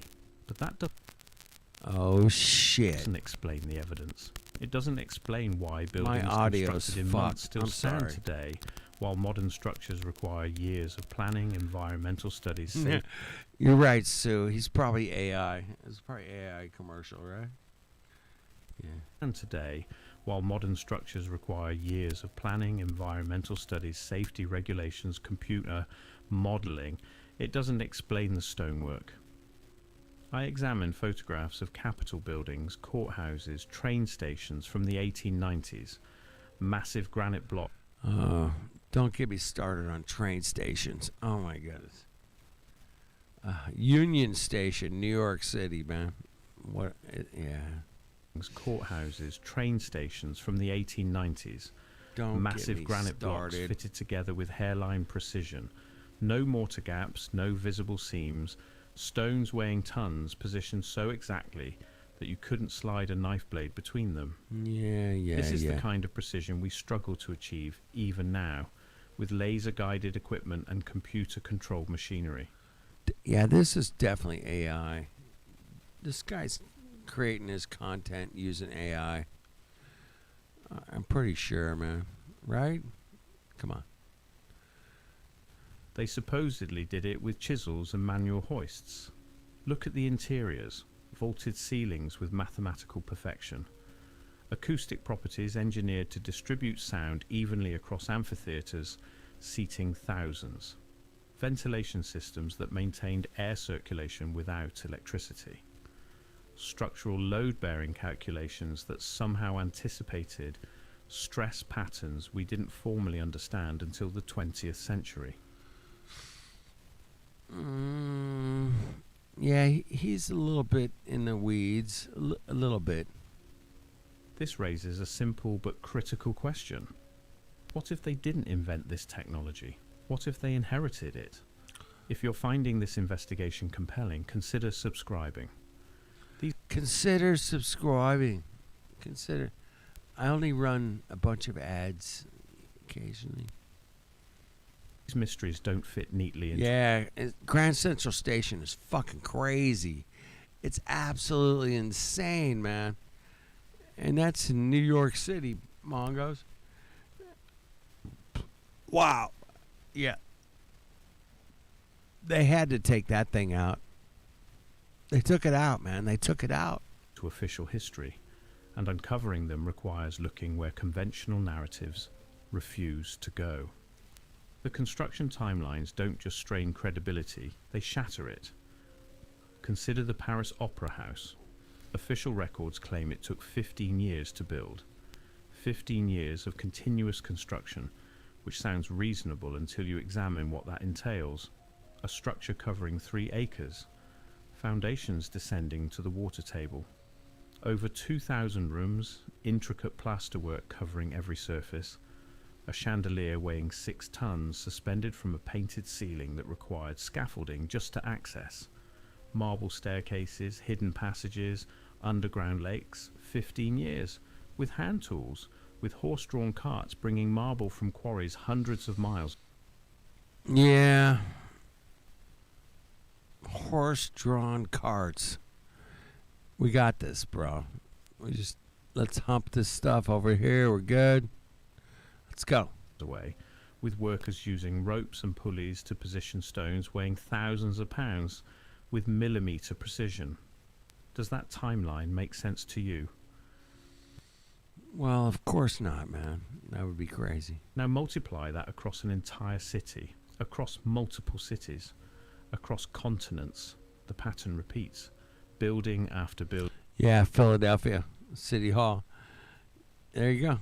Another one. Building city after city, all constructed in impossibly short periods, all exhibiting the same level of sophistication, all appearing in the historical record as if they'd always been there, as if the construction process was merely a formality, a restoration of something that already existed beneath the surface. Caesar Milan. Oh my God, Caesar Milan. You guys know Caesar. He's amazing. Dog Whisperer, I think his name was. Oh my God, Dog Whisperer. Yeah. He's amazing. He whispers to dogs by, letting the dogs know who the boss is, man. But yeah, buy your, get some,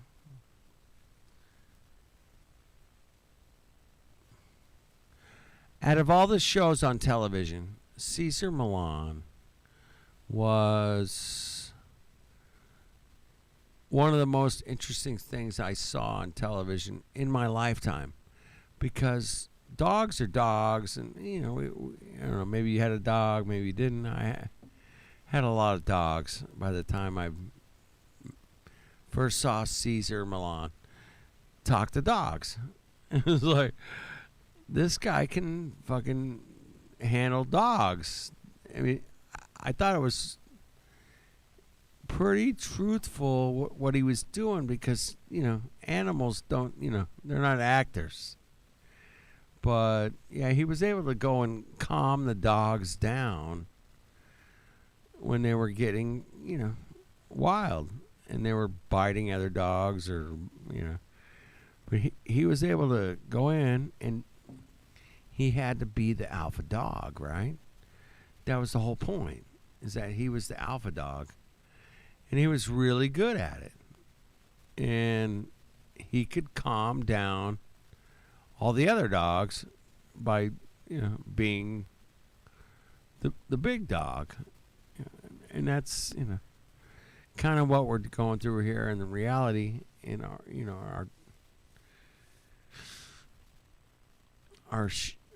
our show of the world right now. And yeah, we're just trying to get through it. And there are people out there that are, you know, the Caesar Milans of Earth, and they can tell everybody what's up. And most people go, yeah, let's go. NASA, I totally agree. Yeah, I agree with you, NASA. 100%. Let's go. Or, yeah. More carefully. What struck me wasn't what they showed, it was what they didn't show. No massive labour camps housing thousands of workers. No industrial yards processing raw materials at scale. No evidence of the logistical infrastructure required to support projects of this magnitude. Just small crews standing beside structures that towered above them, structures that looked nearly complete despite supposedly being in early construction phases, as if they were uncovering rather than building. Here's where the official narrative truly breaks down. Imagine coordinating the construction of identical buildings across the world in the 1890s. No telephones connecting most sites, no standardized measurement systems. America used different units than Europe, which used different units than Asia. No international shipping networks capable of transporting blueprints, materials. That looks a little AI. I don't know, man. Expertise at scale. I don't know what to No believe. architect- I don't know what to believe anymore, man. Dude, I don't know, man. Who knows? I can't tell. I can't fucking tell. Architectural schools teaching a unified curriculum. Yet somehow, buildings in Melbourne matched buildings in Montreal. Yeah, Melbourne, Australia, and Montreal, 2 worlds apart, and they did match. Oh my goodness. Very strange. Very, very strange. Yet somehow, buildings in Melbourne matched buildings in Montreal. Courthouses in Texas resembled courthouses in Budapest, down to the column spacing. That totally looks AI. If it's not AI, it's AI enhanced. I'm sure you guys are familiar with AI enhanced. I'm sure. Window proportions, the decorative elements. The same neoclassical language, the same mathematical ratios, the same construction techniques. The probability of this happening by chance approaches 0. Either there was a level of global coordination we've never been told about, or these structures came from something earlier, something that predated national boundaries, something that established architectural standards we've since attributed to the wrong civilization. And that's where the alternative explanation becomes impossible to ignore. The evidence suggests a previous system, an inherited infrastructure, a network of building techniques, material sciences, engineering principles that weren't invented in the 1800s, but rediscovered, repurposed, rebuilt according to instructions that may not have been fully understood. Think about medieval cathedrals. We're told illiterate stonemasons constructed Notre Dame, Chartres, Cologne Cathedral. Structures exhibiting advanced geometry, acoustic engineering, structural engineering far beyond what we credit medieval societies with understanding. The official story says they built these through trial and error over centuries. But what if they were following older blueprints? What if they were restoring what had been damaged or forgotten? What if the Dark Ages weren't primitive, but rather a period of reconstruction, of learning to rebuild what had been lost? Start with the photographs themselves. Aerial views from the 1860s and 1870s showing cities that appear ancient. Not new, not under construction, ancient, fully developed urban grids with mature trees lining streets. Buildings that look weathered, settled, as if they'd stood for generations. I think we're going to go with you guys. That's great. Awesome. Let me get the contract. One last thing. You're SOC 2 compliant, right? SOC 2? What do you mean SOC 2? I thought we saw that months ago. Well, now they're quoting us 5 months and 30. Yet the official chronology claims these cities were wilderness just decades earlier. San Francisco in 1865, a fully formed metropolis, blocks of multi-story buildings, elaborate commercial districts, infrastructure suggesting centuries of development. This was supposedly 40 years after the first European settlers arrived. 40 years to go from tents to metropolitan complexity. The deeper I looked, the more I found structures half buried in earth, not from flooding, not from catastrophic events recorded in history, just buried. Buildings with first floors that became basements, windows that became cellar openings, doors that led nowhere because several feet of soil now covered the original ground level. Not water damage, not slow erosion, not decades of gradual build-up, but meters of mud, of earth, of sediment. All right, you guys are smart. Who was the first person that brought this to your attention? Who was the first guy to really get out there and talk about the mud flood and all these buildings were buried? What? What the hell's going? What? Who was that guy? You guys remember? I do. I remember who it was. Sediment that appeared suddenly, that covered entire cities partially, that forced populations to simply build up, to add new floors, to pretend the buried levels never existed. Why? Why would cities across the world show this same pattern? Why would populations accept it without extensive documentation, without investigation, without explanation? Why are there so few records of this burial event despite it requiring massive adaptation, rebuilding, re-engineering of urban infrastructure? The silence was deafening. I found architectural surveys from the early 1900s noting basement levels and subterranean structures beneath major cities. Surveys mentioning old foundations, old passages, old systems that predated known construction dates. Surveys that raised questions about chronology but never pursued them, as if asking too deeply was discouraged. Here's what should disturb you most. For construction projects of this magnitude, projects that supposedly employed thousands, that required vast material resources, that represented enormous capital investment, the documentation is suspiciously sparse. Where are the detailed construction logs? Where are the engineering journals describing new techniques developed to achieve such scale? Where are the worker testimonies, the accident reports, the material invoices, the transportation records, the equipment inventories that should exist for projects spanning years? They don't exist. Not comprehensively.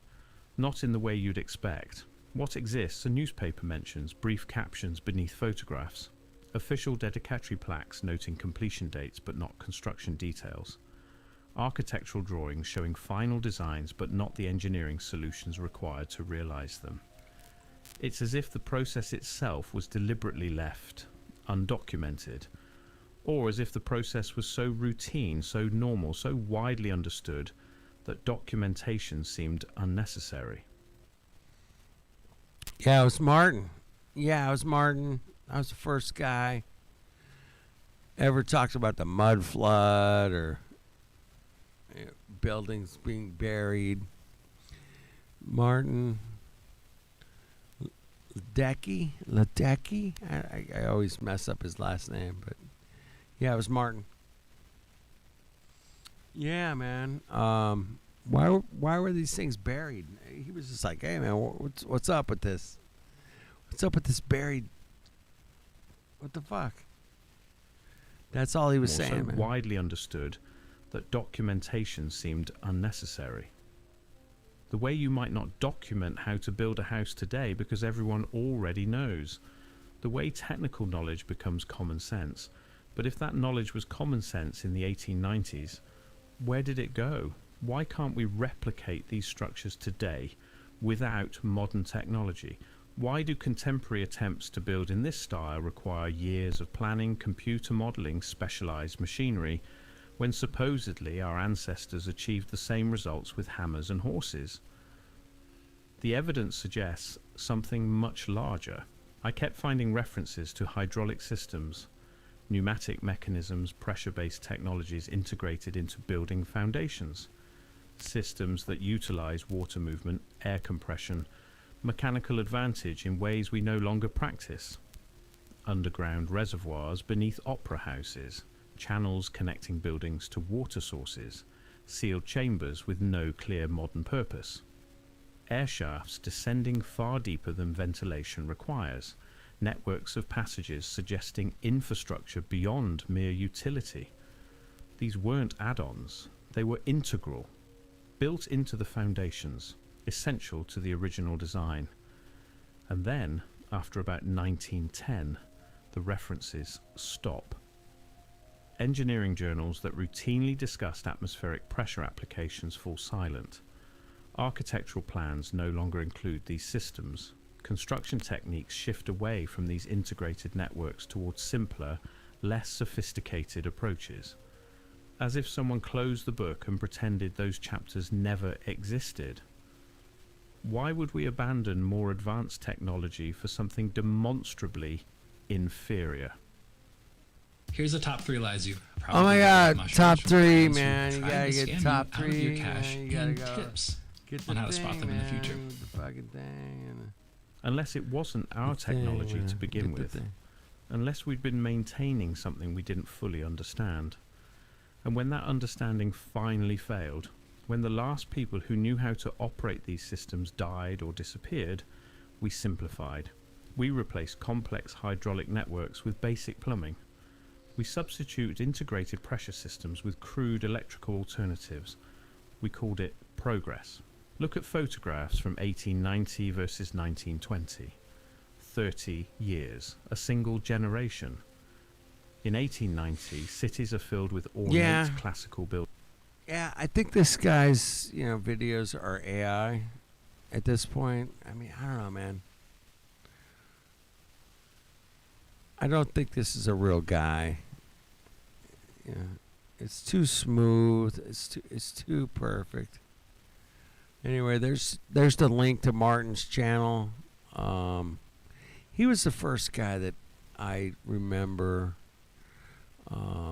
talking about the mud flood and what's up with the buildings, with buildings Tartaria, what's going on, that was the first guy that I remember talking about it. But if you guys knew about it before, I mean, I wasn't history architectural buff, but yeah, they don't cite the source exactly, man. We gotta cite the source, man. Yeah, we still got a lot of work to do. I get it, but let's keep going, man. Let's keep going. Buildings, architectural sophistication everywhere, uniform aesthetic, coordinated design, structures that convey permanent stability. Yeah, coordinated. This guy's coordinated the AI into his videos, man. It's interesting. Ability, knowledge. By 1920, everything changes. Suddenly, we're building simpler structures. Architectural standards decline. Oh shit, that's a real building. You and I can go check out. That's Notre Dame, right? Oh shit, it burned down. I remember right before COVID. 2020, yeah, there's a big fire there. It was horrible, man. Yeah, isn't that an interesting fucking building, man? My goodness. Decline. Classical proportions disappear. The ornate gives way to the utilitarian, as if an entire civilization forgot how to build beautifully. This isn't gradual aesthetic evolution. This is rupture. And it coincides with a historical period of massive upheaval. World wars, social revolutions, economic collapse. A period when records could be lost, rewritten, or deliberately obscured. A period when asking questions about the past became politically dangerous.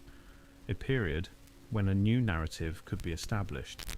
Ask yourself, what happened between 1890 and 1920? Fuck that. That looks so AI to me, man. Damn. I don't know why.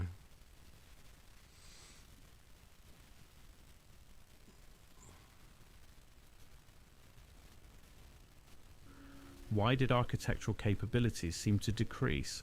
Why did we start building differently, thinking differently, teaching differently? Why does the historical record show such discontinuity? And why does no one talk about it? I can't tell you definitively what happened. I can't name the civilization that built these structures or explain precisely how they did it. I can't prove the existence of advanced technology that's since been lost. But I can show you the patterns. I can show you buildings across continents exhibiting impossible construction speeds. I can show you architectural sophistication that shouldn't exist with horse and buggy technology. I can show you coordination that defies the communication system supposedly available. I can show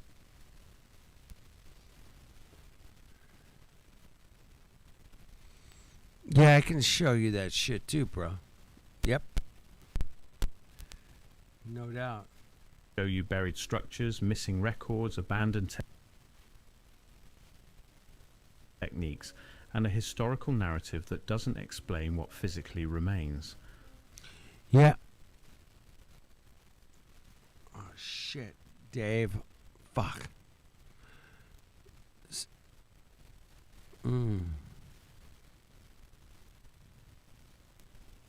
Techniques, and a historical narrative that doesn't explain what physically remains. I can show you the evidence of inheritance rather than invention. When you stand before one of these buildings, a courthouse, a library, a train station from the 1890s, really look at it.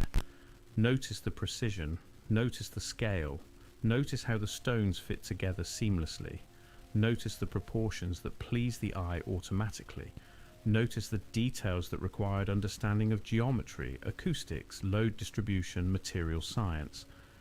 Then ask yourself, could this have been built with primitive tools in a matter of months? Or was it already there, waiting to be restored, repurposed, claimed by a new population that learned to maintain what they found, but not to build anew?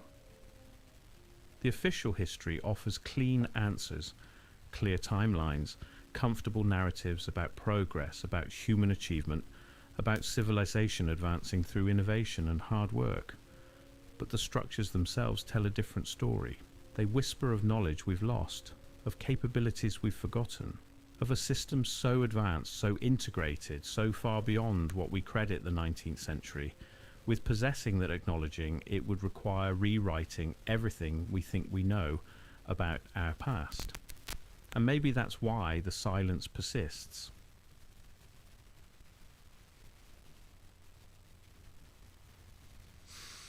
Well, we still got to go, Dave.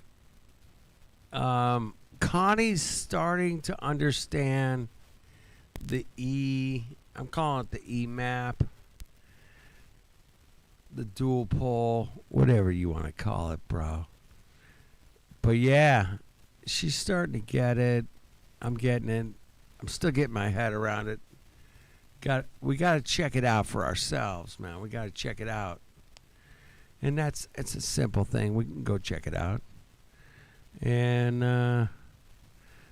that's the cool thing about it, man. We get to go check it out. So let's keep going. And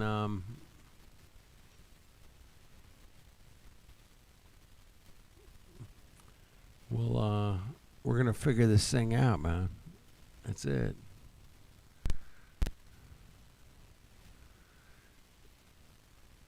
Yeah.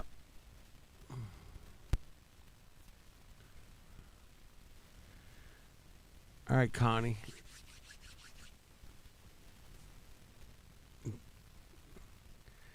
Yeah, get your Discord figured out. That'd be good. It's a great platform. However, it has its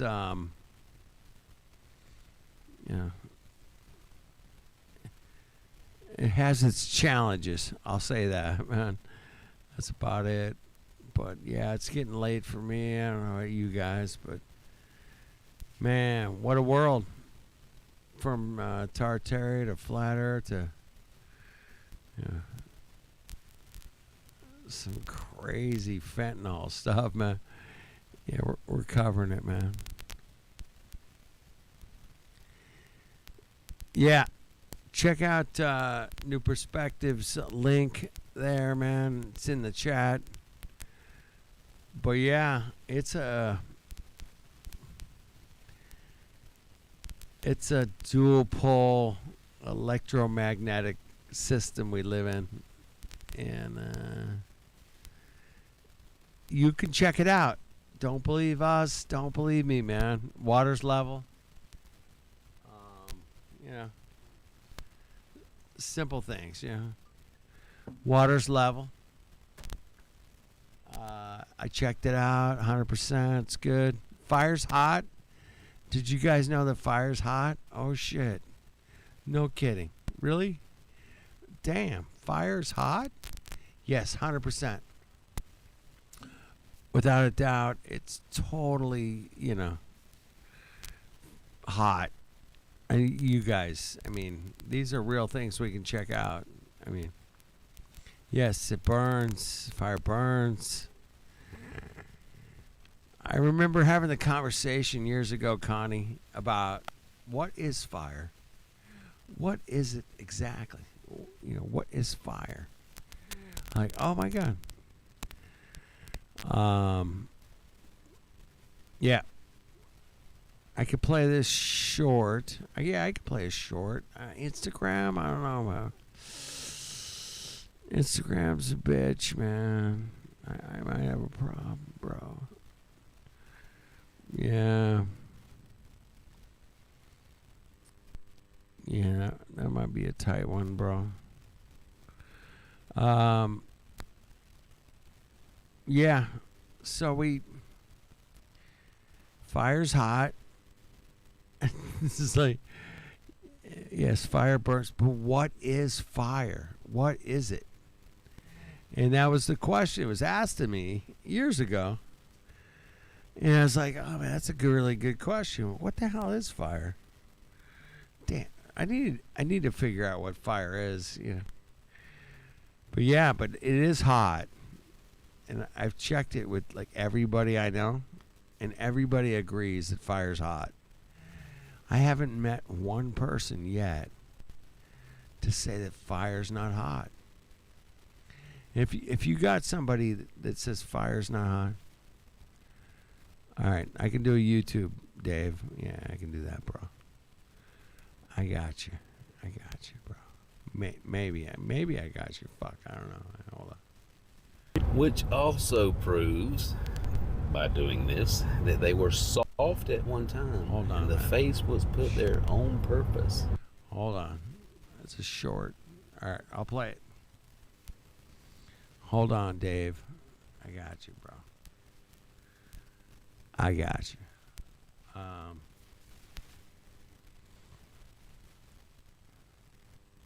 Which also proves, by doing this, that they were soft at one time, and the face was put there on purpose, not pareidolia. Which also proves, by doing.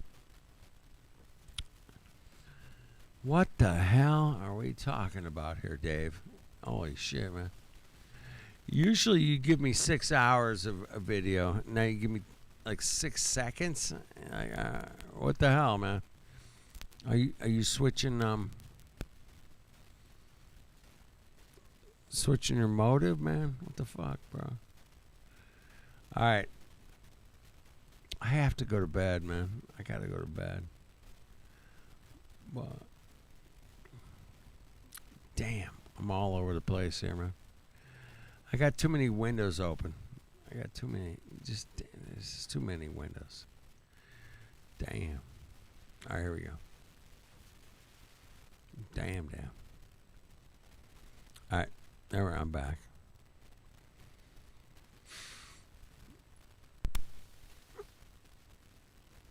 Play this playlist, dude. What the fuck? I'm gonna play the playlist, bro. All right, who's this Mongo, bro?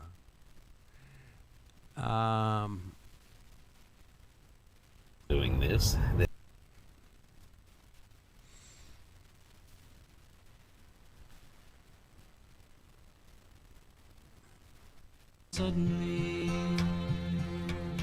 I'm not half the man I used to Don't be. play that song, man. Do Which not also proves, play that song. by doing this, that they were soft at one time, and the face was put there on purpose. Dude, I'm lost, not bro. I'm pareidolia. lost. Which also proves, by doing this, that they were. All right. Thank you, brother.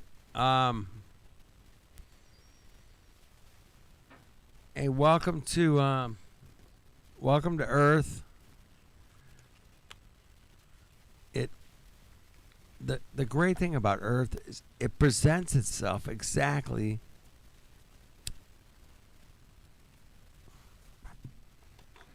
in reality, without a doubt.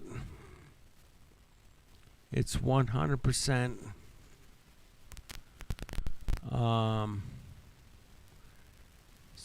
stationary. And that's the cool thing about airplanes. Airplanes fly, over a stationary Earth, bro. I checked it out. Don't believe me? Thank you, Sue. Have a great night. Still listening. Thank you, Sue. Love you, girl. Connie, welcome. Shout out to Connie, man. Such a great person, man. What a beautiful soul. I met Sue in person. New Perspective. Hung out. This is my bro. Part of my my people, man. My people. Connie, you're part of my people. I love you guys. Dang. Love to I would love to hug you guys in person. Yep.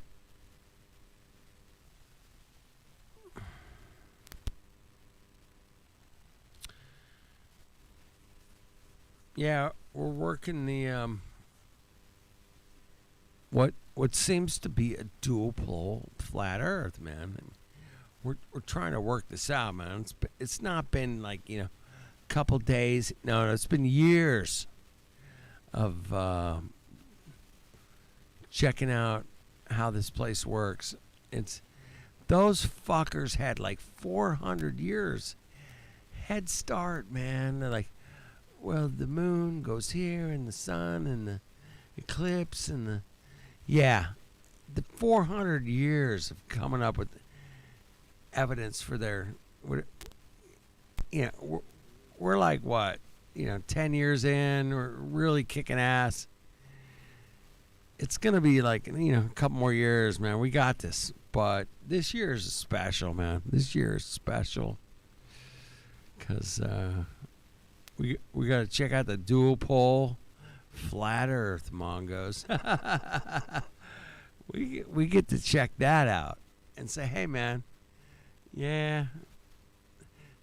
that AE map Earth, that's probably not so good, man, right now.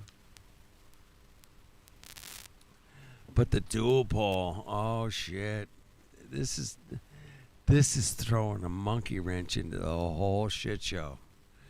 So I appreciate you guys sticking around for the ride. Let's check it out.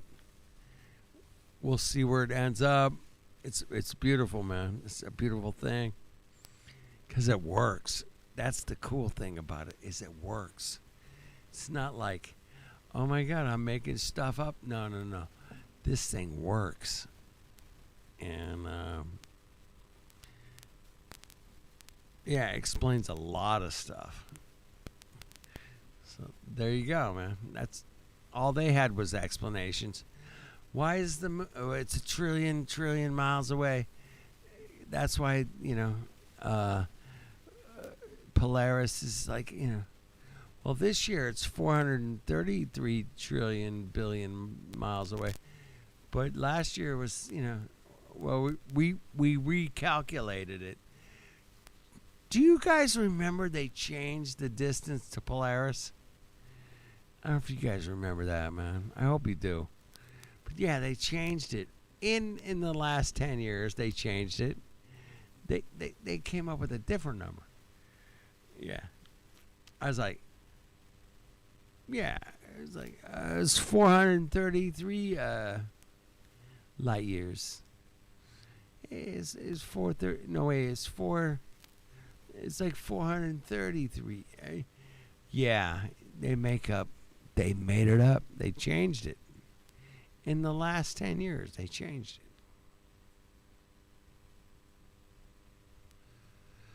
I always thought that was interesting.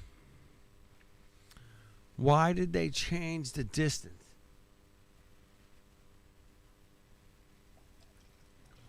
Why did they change it?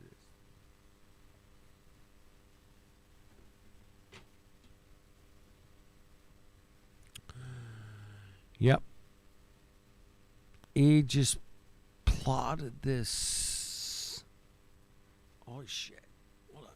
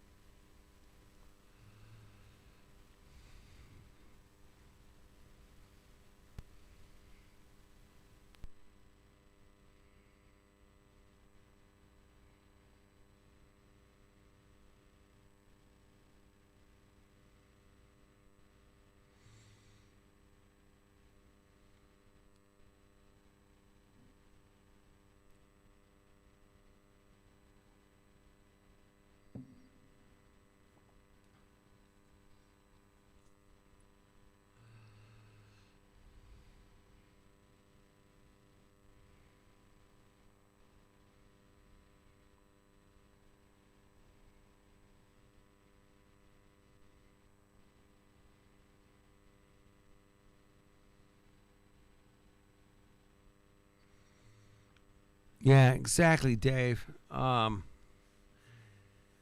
It's a psyop. They figured out some stuff, man, and they tricked everybody. And we all got tricked, man. But that's the cool thing about a trick, man, is we can figure out what the trick is. And that's what we're doing, man. We're figuring out what the actual trick is. And it's exciting. It's exhilarating. It keeps me going every day. Because at the end of the day, man, we all know we got, BS'd. And it's like, oh shit, let's figure out where we got BS'd. Okay. Yeah. The stars, the land, the perspective. Oh my goodness. They figured all this out, but I'm sure they accounted for us. That's why I, only have 7 people checking us out tonight, But yeah, they knew that they could control that information, man. They could control it. And with the printing press or the magazines or television, whatever it was, radio, yeah, internet, it's all the same to them, man. As long as they got control, man, it's all good. They're good. But I don't think they counted for all. They had to have some contingencies for us. But they shadow banned us so bad, man. We're so shadow banned. Yeah, I'm reaching 8-10 people a night. I got 2,300 subscribers, dude. I mean, like, I should have 100 people in here easy, right? No, I got 7. Yeah, I'm being shadow banned, man, for sure, 100%. You guys know I'm getting shadow banned. Just a few of you regulars get the notification I'm doing a live stream. Yeah, I'm getting shadow banned. And that's their motives, man. They got to keep that information what we're talking about, on the down low, as they say, man. Got to keep it on the down low, man. Yeah, you get a notification if you're occasionally, but I should have 50, 100 people hanging out here. I don't know. I got like 7, but that's okay. I don't mind, man. 7 or 700 or 700,000. Dude, I'm not going to change, man. That's the way it is. But yeah, the information we're sharing is it's institutionalized. Yeah. You know you guys can be institutionalized for sharing truth. Oh my God. That's weird. Yeah, that's kind of weird. All right.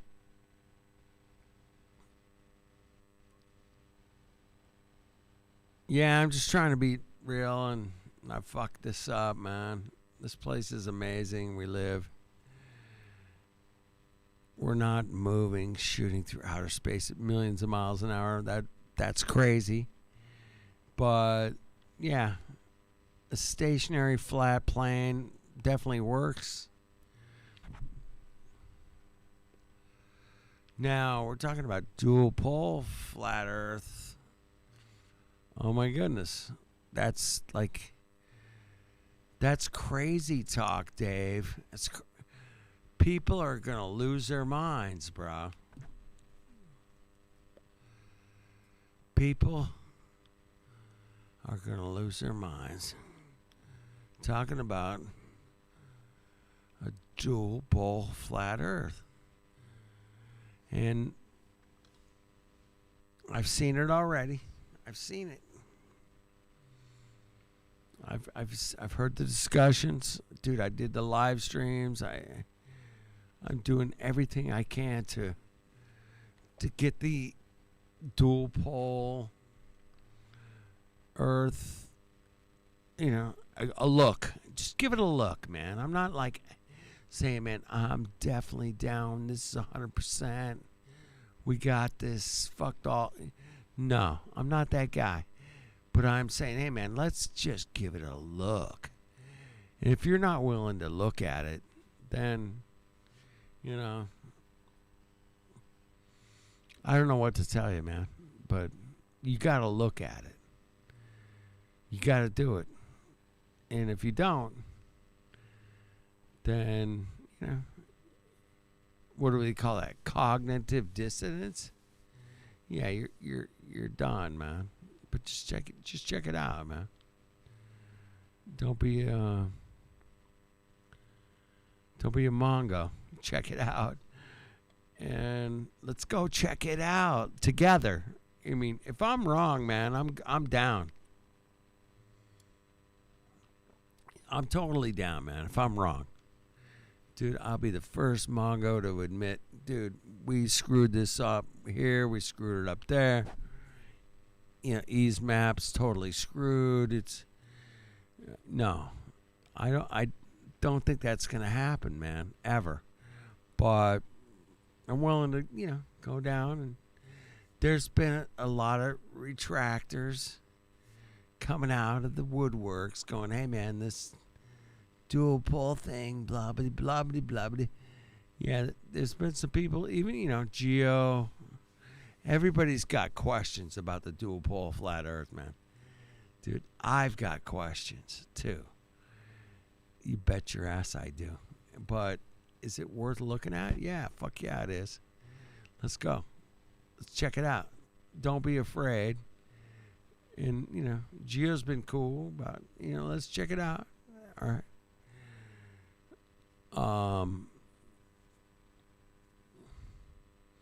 So, yeah. Can we make it work? Yeah. There's a complication for sure, Dave, with the dual pole, man. But it's, electromagnetic fields Exactly. Yeah, they manifest exactly. Dude, that's the great thing about magnetic fields is they're perfect almost every time, right? Yeah, they work. The fucking magnetic fields work every time. I'm down with that. If magnetic fields didn't work, you guys would not have speakers to listen to what the fuck I'm saying. Nobody would. Yeah, they work. Magnetic guitar. Yeah, there's. Yeah, exactly. Yep, makes a lot of sense, bro. 100%. So. All right. So Dave, man, listen up, man. I got my friend, my sommelier friend. He's flying on a plane to Hawaii, and he texts me, "Hey, man, I'm flying on an airplane, and my internet is working great." And it's because of the Starlink perfect internet from the sky. The Starlink works, bro. It works in my airplane at 35,000 feet flying over the Pacific Ocean, Mongo. What do you say about that, you flat earth Mongo? Basically what he was telling me, man. He knows I'm a flat earther. So he's like teasing me about Elon Musk's Starlink, bro. And there are people out there that use Starlink. I know I've met some people online that use it, but it only works certain times of the day and night, and yeah, it's a bit hit and miss. But yeah, Starlink, that was my buddy's jab at me for being a flat earther. I'm like, I'm using Elon Musk's Starlink to talk to you from my airplane at 35,000 feet. Mongo. Yeah. Yeah, you're right, Connie. The truth will come. But I think they can sense some crafts up there that either, connect to the magnetic field and they can just stay up there. Yeah, I think they can do this.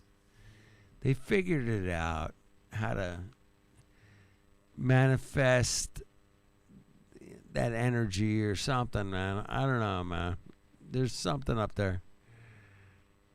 But yeah, is it shooting around a ball? No, it's not shooting around a ball. But they figured out how to put shit up way up there, man. No doubt.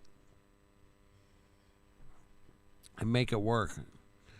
And yeah, that's cool. Good for them. Those guys had like 50, 60, 70 years to figure this shit out. It's not like they just woke up. Oh, we'll just shoot things, yeah, in outer space, and they're gonna float forever. And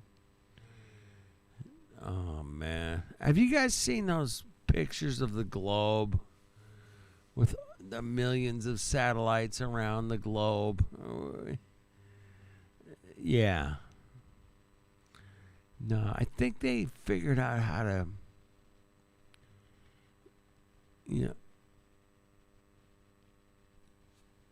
how to control that energy field, the magnetic energy field, and put shit way up there, man. I don't know how high it is. Could be 100,000 feet. Could be 300,000. I don't know, man. But yeah, I think they figured out how to keep things floating up there in the magnetic field. That's the thing, Dave, is there's this magnetic field up there. If it really is a magnetic field, you can, like a guitar string on a magnetic pickup, you can control it, and they can control a magnetic field by getting in the right position, adding the right energy, whatever. I don't know, man. I think they can do that.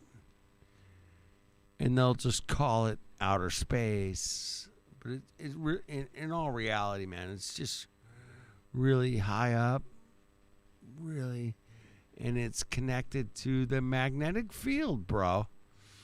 Yeah, that's what I think is going on. They're just they can put things out there in the magnetic field that resembles what they call satellites, right? Yes, that's what I think's going on.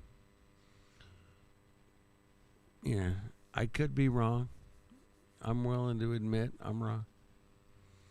Yeah, they get the harp. Yeah. Yeah, they admittedly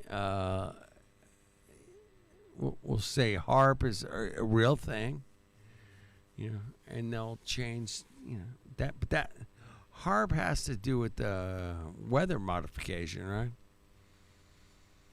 That's what I learned years ago, but I could be wrong. But yeah, we'll figure it out, man. Those fuckers had 400 years head start, and we're just pulling up the bottom end of 400 years of it's a globe, it's a globe, it's a globe. It's we're coming along, and there's maybe a few 100,000 of us going, hey man, what's up? What's up with this globe thing, bro? How do you explain this? You don't have it.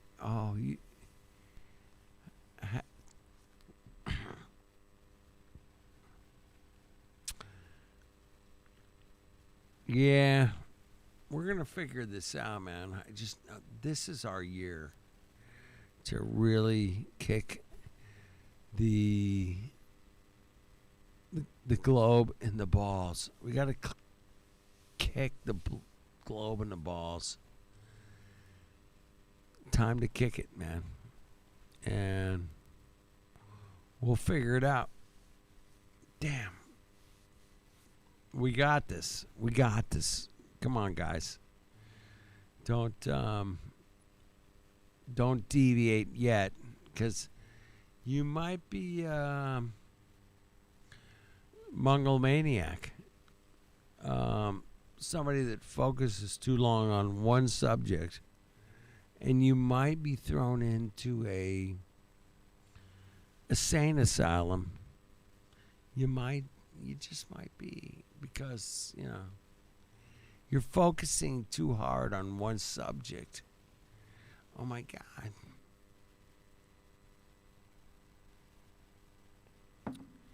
Because if you focus too hard on one subject, you are definitely clinically insane.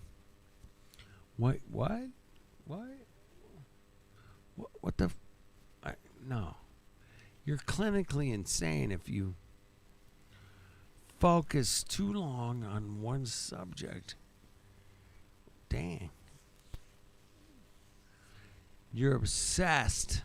That's it. You're obsessed, and the word obsessed and possessed are, synonymous. Synonymous? Yeah. You have to be insane to know you're insane, because you're focused on insanity. You have to be insane. Wait, what? Wait, that's Think about that, man. If you're too focused on the insane asylums, then you're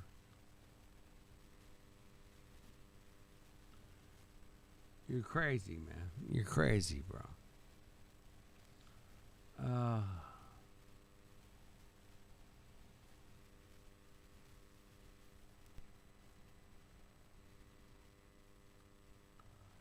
All right.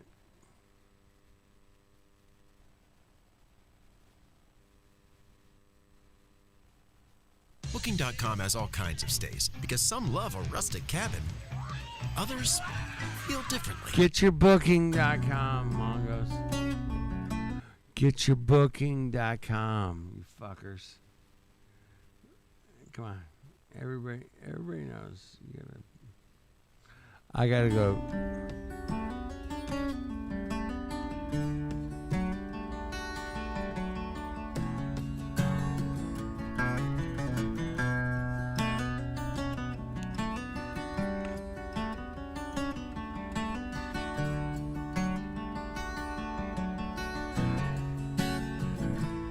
Always knew you were a Pisces, even before I knew your name. You told me you were in your prime.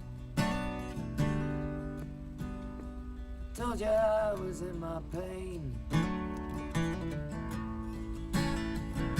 They say don't build it if you ain't building it from stone. Dreams full of what I lived once, but I know time since 91. I feel there's a person inside of me, and he comes and goes as he really. Old friends acting like you've lost your touch. They always liked you just a little, never liked you that much. If they lied to you back then, why start trusting them now? What's the sense in happiness when you're used to being this let down?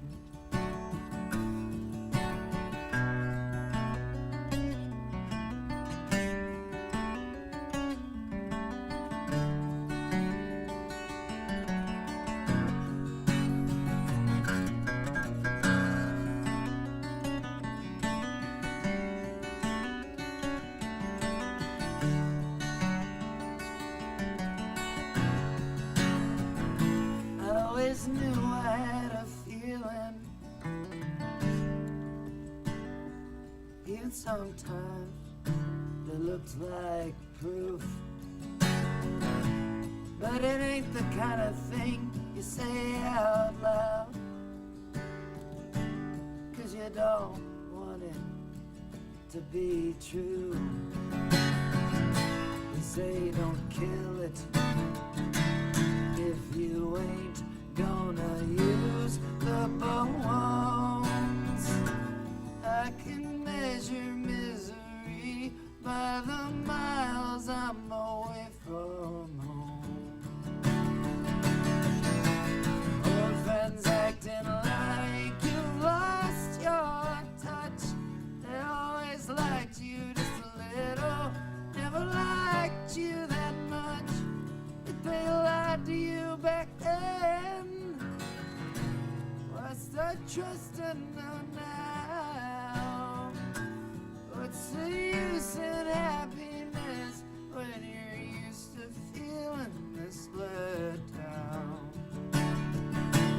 Who among us has not been betrayed? Who among us was not bought and sold? Justice is a mystery. It's working out on a time of its own. Don't tarry, don't tarry.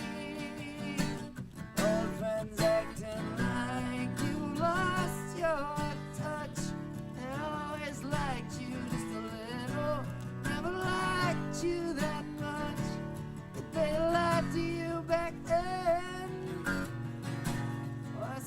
trusting them now.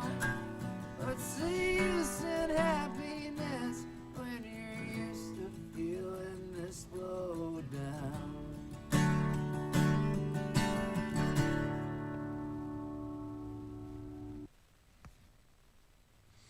Wow. All right. Damn. That's some AI shit there, man. I think Jesse's AI 100%. No, I'm kidding. Yeah.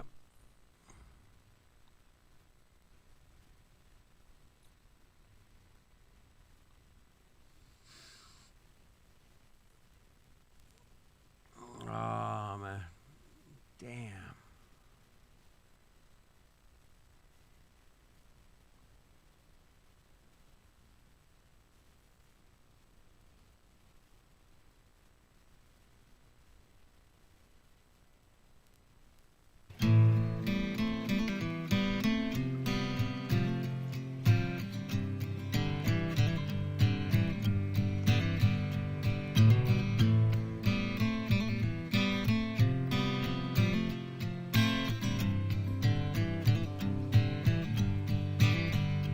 Enchanted by the panic, I wish I was simple, plain like rain, running right down the middle. Everything inside me was hot, everything inside me was inflamed. I was looking everywhere for the man. Everybody told me I could blame, but I gotta keep moving on. Staying still could kill me and you if we wait for too long. Yeah, I gotta keep moving on. Almost every night something ain't right, but I don't know what's wrong, yeah.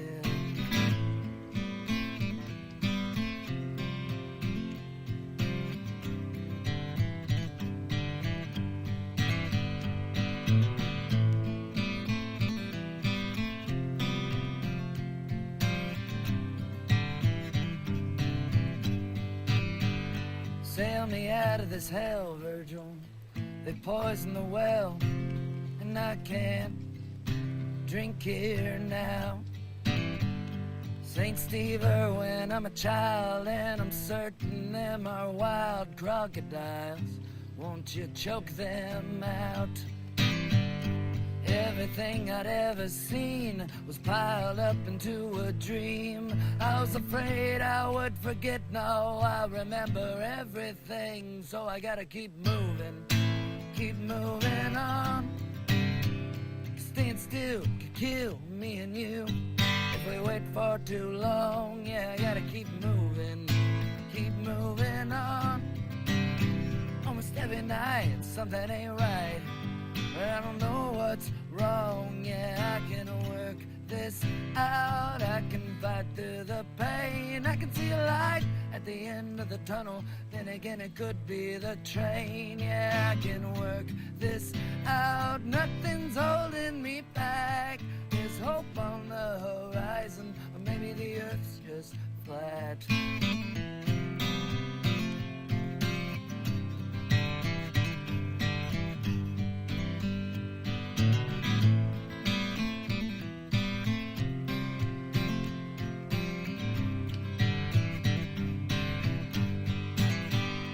Nostalgia on a rope bridge and swaying to dementia, that's the tune that they were playing. I could have swore somebody laughed as we were leaving Pangea.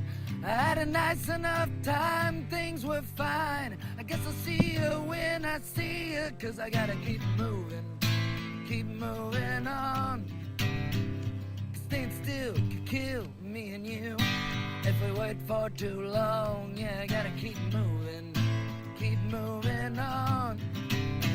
Almost every night something ain't right, but I don't know what's wrong. Yeah, I can work this out. I can fight through the pain. I can see a light at at the end of the tunnel. Then again, it could be the train. Yeah, I can work this out. Nothing's holding me back. There's hope on the horizon. Maybe the earth's just flat. Yeah, I can work this out. I can fight through the pain. I can see a light at the end of the tunnel. Then again, it could be the train. Yeah, I can work this out. Nothing's holding me back. There's hope on the horizon. Or maybe the earth's just flat.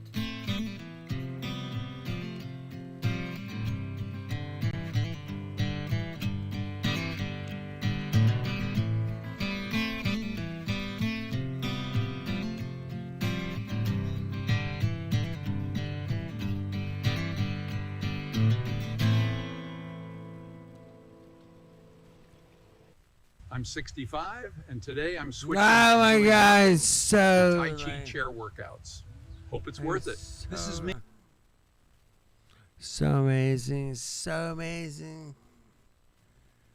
This kid's amazing. All right, I gotta go to bed. Love you guys. Love you. How about Jesse singing about flat Earth, man? How about that, bro? That's pretty good, man. Damn, I think we're making some headway, man. We got it.